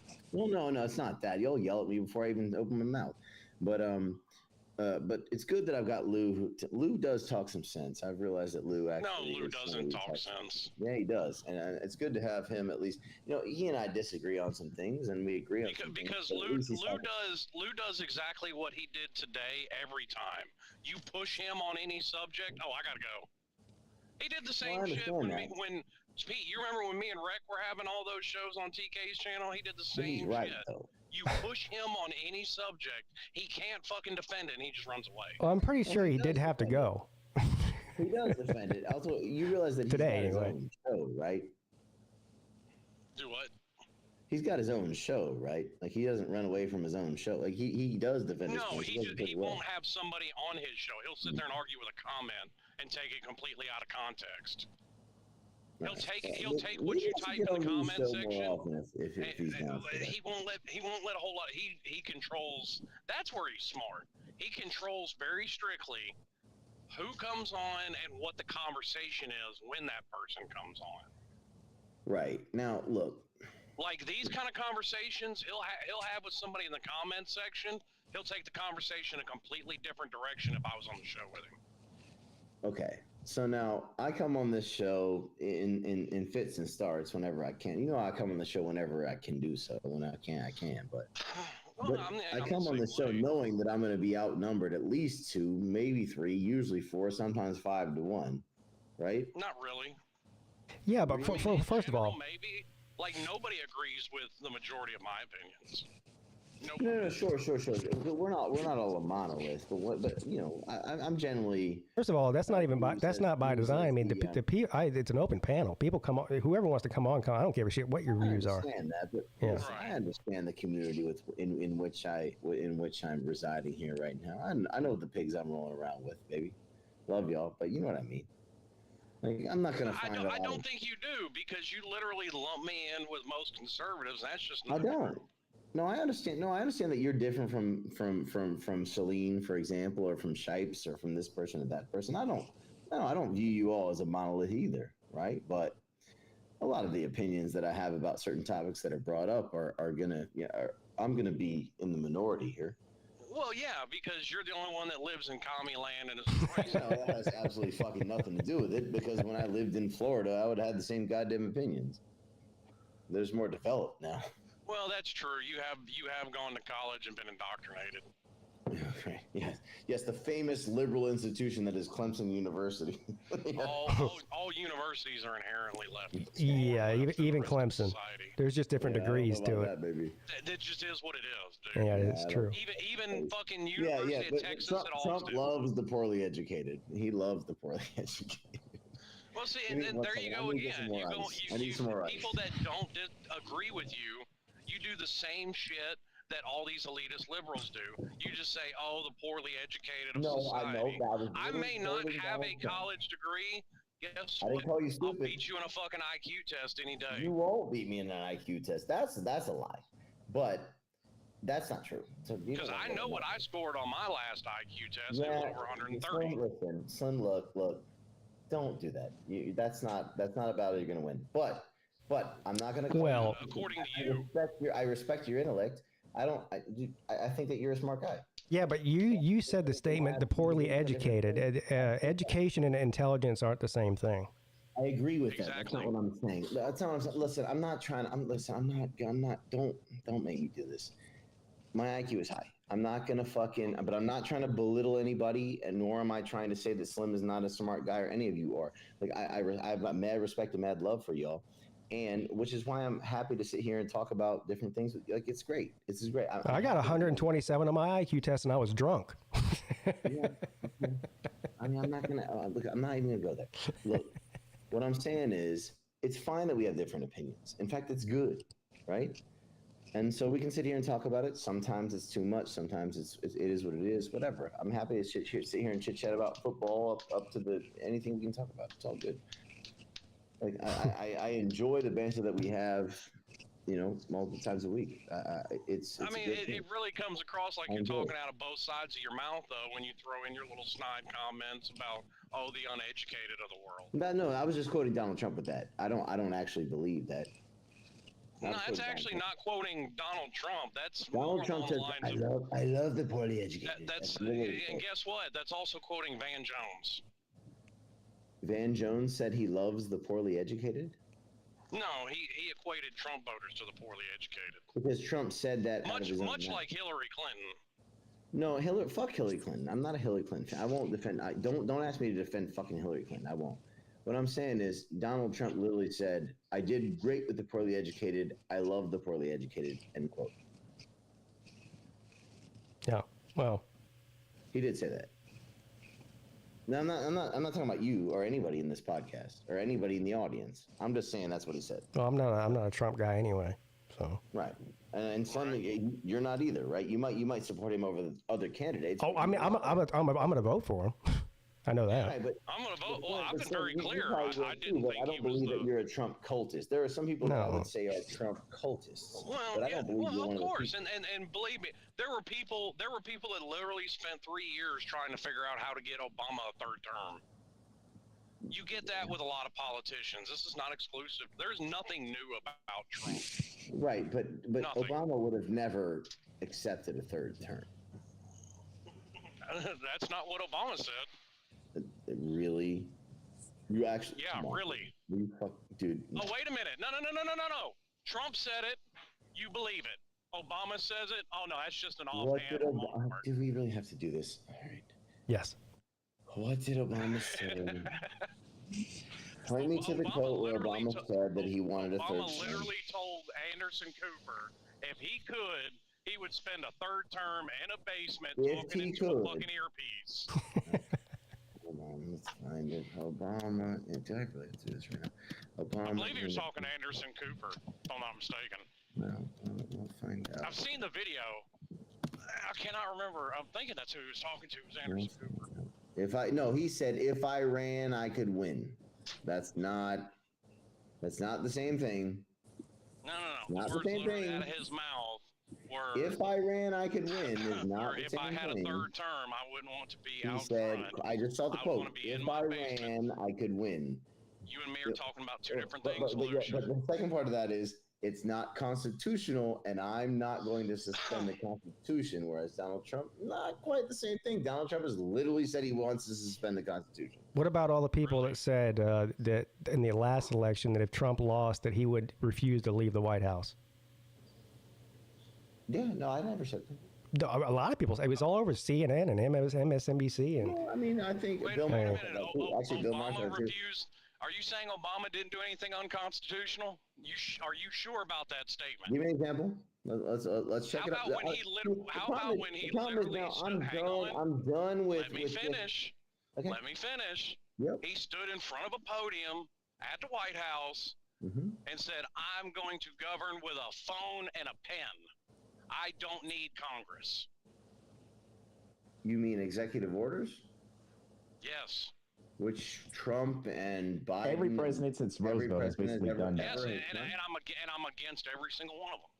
Okay, but that's not. But that is to my point. If it was unconstitutional, then well, yes, a lot of these executive orders are unconstitutional. They don't actually have the authority to do it.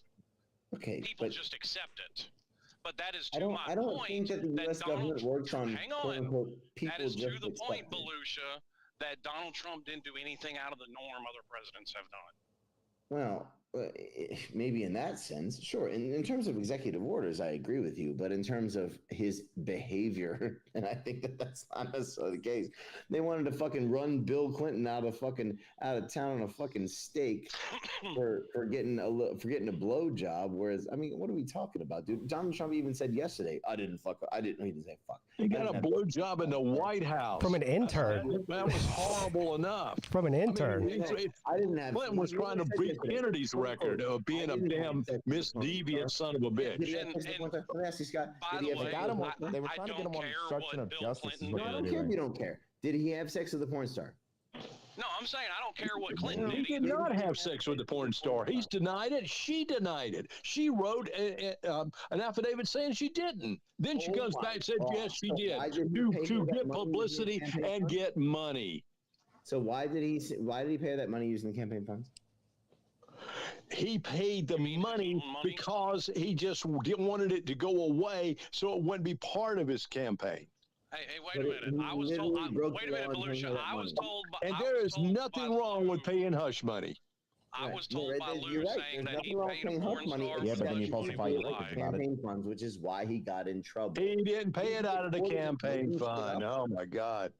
Oh God. You know what? If you'll believe all that bullshit that they pulled up, they brought in the third largest guy from the Attorney General's office to come down and lower himself. It's like taking someone who's a school superintendent to be the school janitor and come down and work in the Manhattan DA's office and run this against Trump. You don't seem to be a huge fan of the United States legal system, huh? Not in Manhattan, not in Southern Manhattan. Hell, fucking no. But in Georgia, right? You think that guy's a great judge? Right?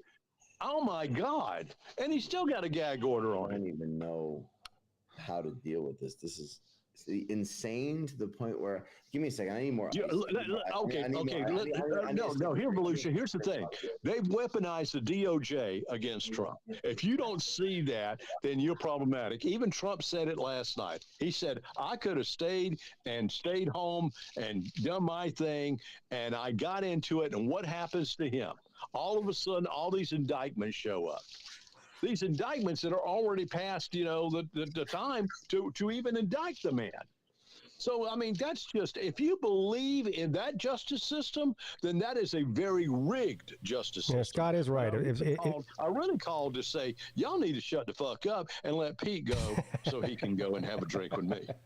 No, I'm taking a piss. Weaponize the DOJ. That's what I really called. Yeah. Said, hey, let Pete go. Yeah, stop mistreating Pete. Stop abusing Pete.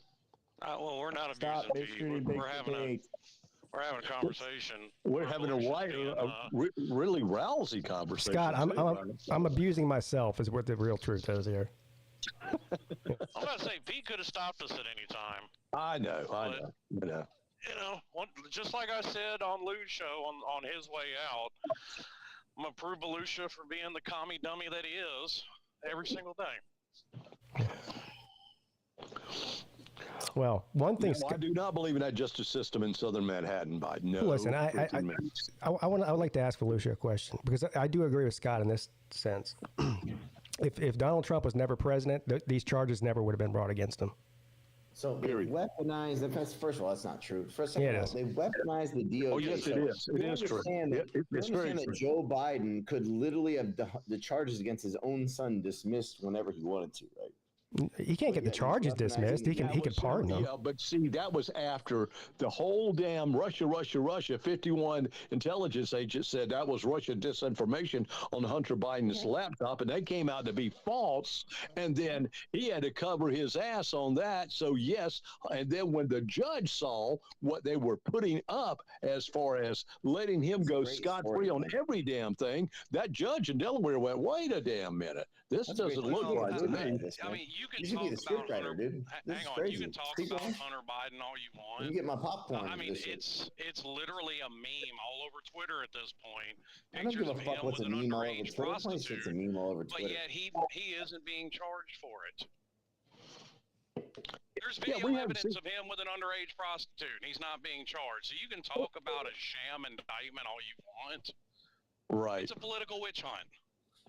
Witch hunt. He used the word. He said witch hunt. He used the word. He used the. Can you put a hashtag in front of it? Hashtag witch hunt. Is that a hashtag on Truth Central as well? Awesome. Cool, man. Cool. Truth Central. No, he said Trump. Truth Oh. Central. That's what Trump calls it. Truth Central, because he's also senile as fuck. Did you? Truth Central. He's definitely not senile. Did you see last night when he called Biden Brandon? He's not as senile. Yes, I did. You know what? Not many people called Biden's that, more but he senile did call than him that. Brandon. I did hear Look, that. man, even if you don't like Trump, people cannot deny that he's not funny. He is funny. Oh, yeah. I mean, Is it? Hang on, I got a question for Belushi. I don't know that Is he'd it be a a very good complete- stand-up, but he's a great reality TV show host. Fuck the Apprentice Belushi, I have is a great. question. Is it just a complete coincidence that every felony he was charged with was a misdemeanor 18 months ago? Yeah. That's not the case. Yeah. Is Yeah. that just a coincidence? Or And when it was looked at before, that all of them said, this isn't worth looking at. But when they brought in DA Alvin Bragg, who ran on, I'm going to go after Trump. Now, who runs as a district attorney and says, I'm going to go after a political opponent? There's your justice system right there, Belushi. It's a felony charge. Other people have been it wasn't charged with 18 months ago. It was a misdemeanor 18 months ago. Okay. It's tax fraud. I mean, there's so many things. It was a misdemeanor 18 months ago. And again, answer me this question: Alvin Bragg running on, I'm going to go after Trump. What anybody who runs as a district attorney, you think that's going to be objective that goes after a political opponent that way? There's no justice in that. Zero. I'm just curious if you think that's a coincidence or not. No. Hold on. Alvin? You don't do think it's a know that coincidence, George you think it's Soros has backed all George, these it's district always attorneys too. George Soros is the ultimate boogeyman. You guys will bring up George Certainly Soros. is. He certainly is. He definitely is. This man wants to destroy our country. Yeah. Do you know what this man did in He's a Hungary Nazi, right? during He was a World War II? Jew. Do you know, and him being of the Jewish faith, do you know what this man did? He was the middleman I for know the more about Nazis it than you and do. collecting all of the wealth from the Jews. He was That's what that 13 man years did in old, Hungary. Scott. He is was not even 13 welcome in years his old. own No, home Scott. country. He's He not was even 13. welcome in his own home country. They Number don't one, want him. that's Hungry lies. does That's not made want to up have shit. nothing to That's do made up with shit George you read on fucking Facebook. Soros. That's So made up there you shit read go. on Facebook. No, that's made up shit you read on Facebook. He was literally. No, there's no 13 made years up old. shit on that. You can look it up. That No, he I have. definitely I worked have. for the I damn actually- I Nazis in I have, collecting the wealth I have in looked World it up, War Scott. II. I have That's looked it exactly up, what he Scott. did. He talked about I it, have yeah. looked it up, Scott. He He's a also invented 13-year-old space boy at the lasers. time. You're making this shit up from bullshit you saw. I'm on not making Facebook. no shit up. That's You're not his making it up. history. Somebody else That's his history. Probably a Russian bot you saw on Facebook. Motherfucker, That is not a he's Russian. You know what, 13-year-old Felicia? I don't know boy. where you read your fucking news from, He the was a Guardian or some damn, 13-year-old boy. leftist, left-wing commie bullshit. Since you yes. are in the damn yes. Chinese Communist Party yes, country, that's right. that's If you probably don't agree you don't with get George you don't get Soros, real that's news in right. China. I'm That's sorry right, that you that's don't. right. But if That's you right, can't Scott. If see you don't that, agree and if with you George don't see that, Communist, then you know that's what? right. You're not able to see real He doesn't even news. know what the fucking word communist means. Communist is something that he doesn't agree with. If somebody doesn't agree with him, he's communist. And if something happens that he doesn't agree with, it's George Soros, right? Despite the fact that he was a fucking 13-year-old boy. He was literally 15 years old. Belushi, you know what? I'm sorry that you don't get real news in China. My apologies that you don't get that, and you're not able to see that. Because if you look at the history of George Soros, it comes right out in plain as day. He even admits it. The motherfucker even admitted in some of the interviews he's been in that he did just that. Very, very good. World War II ended when George Soros was 14 years old. So who in the fuck knows what we're talking about here at all? You certainly goddamn don't. And he was much older than 14 fucking years old, Alicia. You know what? But he did work for the Nazis, and he admits it in interviews. He's admitted it. 13 years old, he worked for the Nazis. I didn't say he was 13 years old. I don't know how the fucking old he was, but he was a lot older than he was older than 13 fucking years old. The man is much older than that. Whatever fed to you on Facebook because you believe anything because you're fucking almost as senile as Biden is at this point, it seems like. But yeah, when World War II ended, George Soros was 14 years old. So I'm not really sure about how he was helping out the Nazis. Yeah. You want to do? He's 93 fucking years old. He was not 14 fucking years old during World War II. Okay. So okay, dumb fuck. It took me 2 seconds to pick that up. What year? Come on, dumb fuck. Say something else stupid as hell. Say something else stupid as hell there, Felicia, because you don't know what the fuck you're talking about. You don't.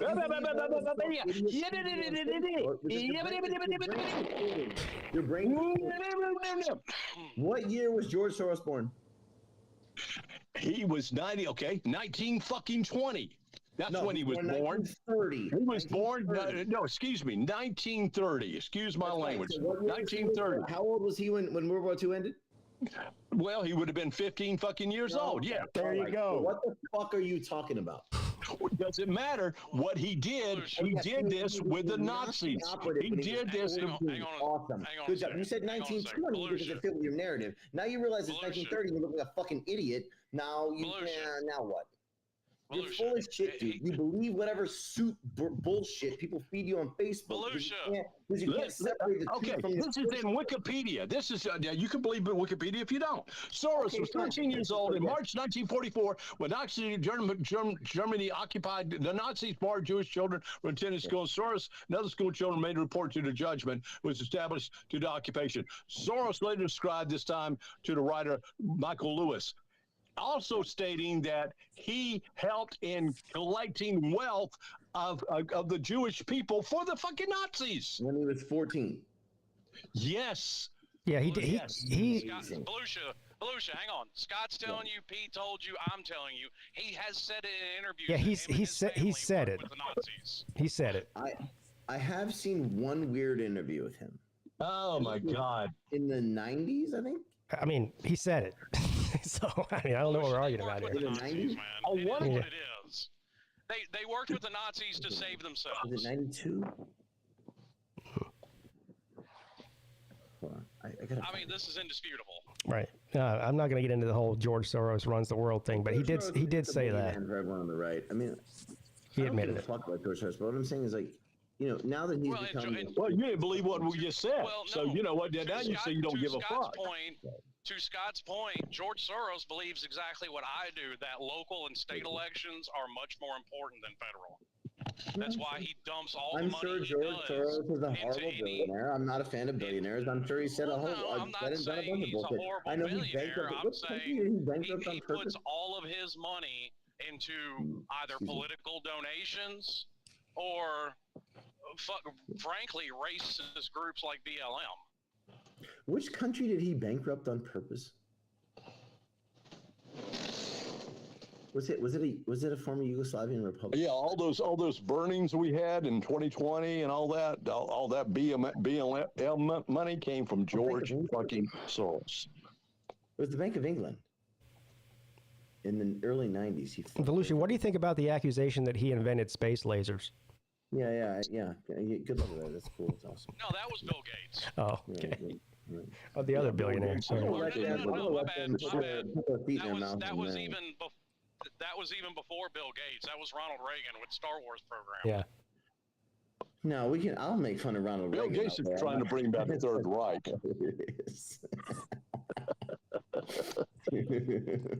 Well, I actually do have to go now. So. All right, good. I'm glad I came back on to get them the fuck out of here. I'm kidding. All right, Scott. Well, I'll see you. I'll see you here very soon. Yeah, man. See you in an hour or so. Okay. All right, man. Oh, y'all hanging out. Yeah, we're going to have a mandate. Mandate. Sometimes those are fun. Yeah. Yeah, we went on a mandate, me and you. We did. I hang out with my friends regularly. I usually just call it hanging out with my friends. Me and Pete went out to lunch one day. Yeah, mandate. I mean, if you want to call it that, We went to Carolina Ale House, as a matter of fact. Let's go. Yeah, we did. All right, Roll Tide 99. Thanks for coming on and joining us, buddy. Thank you. Talk to you soon. All right. Well, that's going to do it. Any last words from either one of you gentlemen? Nah, man. Shit. Let's go to bed. I'm going to bed, but I'll chat with you all next time. Are you going to do the show on Monday? Yeah, Monday I'll be here. All right, I'll see if I can make it. And if I can, I'll see you. And if not, I'll see you again next time soon after that. Yes, sir. All right, buddy. All right, boys. See you, Slim. See you, Pete. See you next time. Later. Don't end up in a concentration camp. All right, Slim. Did we solve all the world's problems? No, I think we made them worse, but Oh, well, we tried. it was fun. It was fun. I'll see you later, buddy. All right, man. Later. Yeah, thanks to the rest of you, too, for tuning in to this carnival of a thing we call a show here. If I don't see you before Monday, everyone have a great and safe weekend. Your boy's checking out.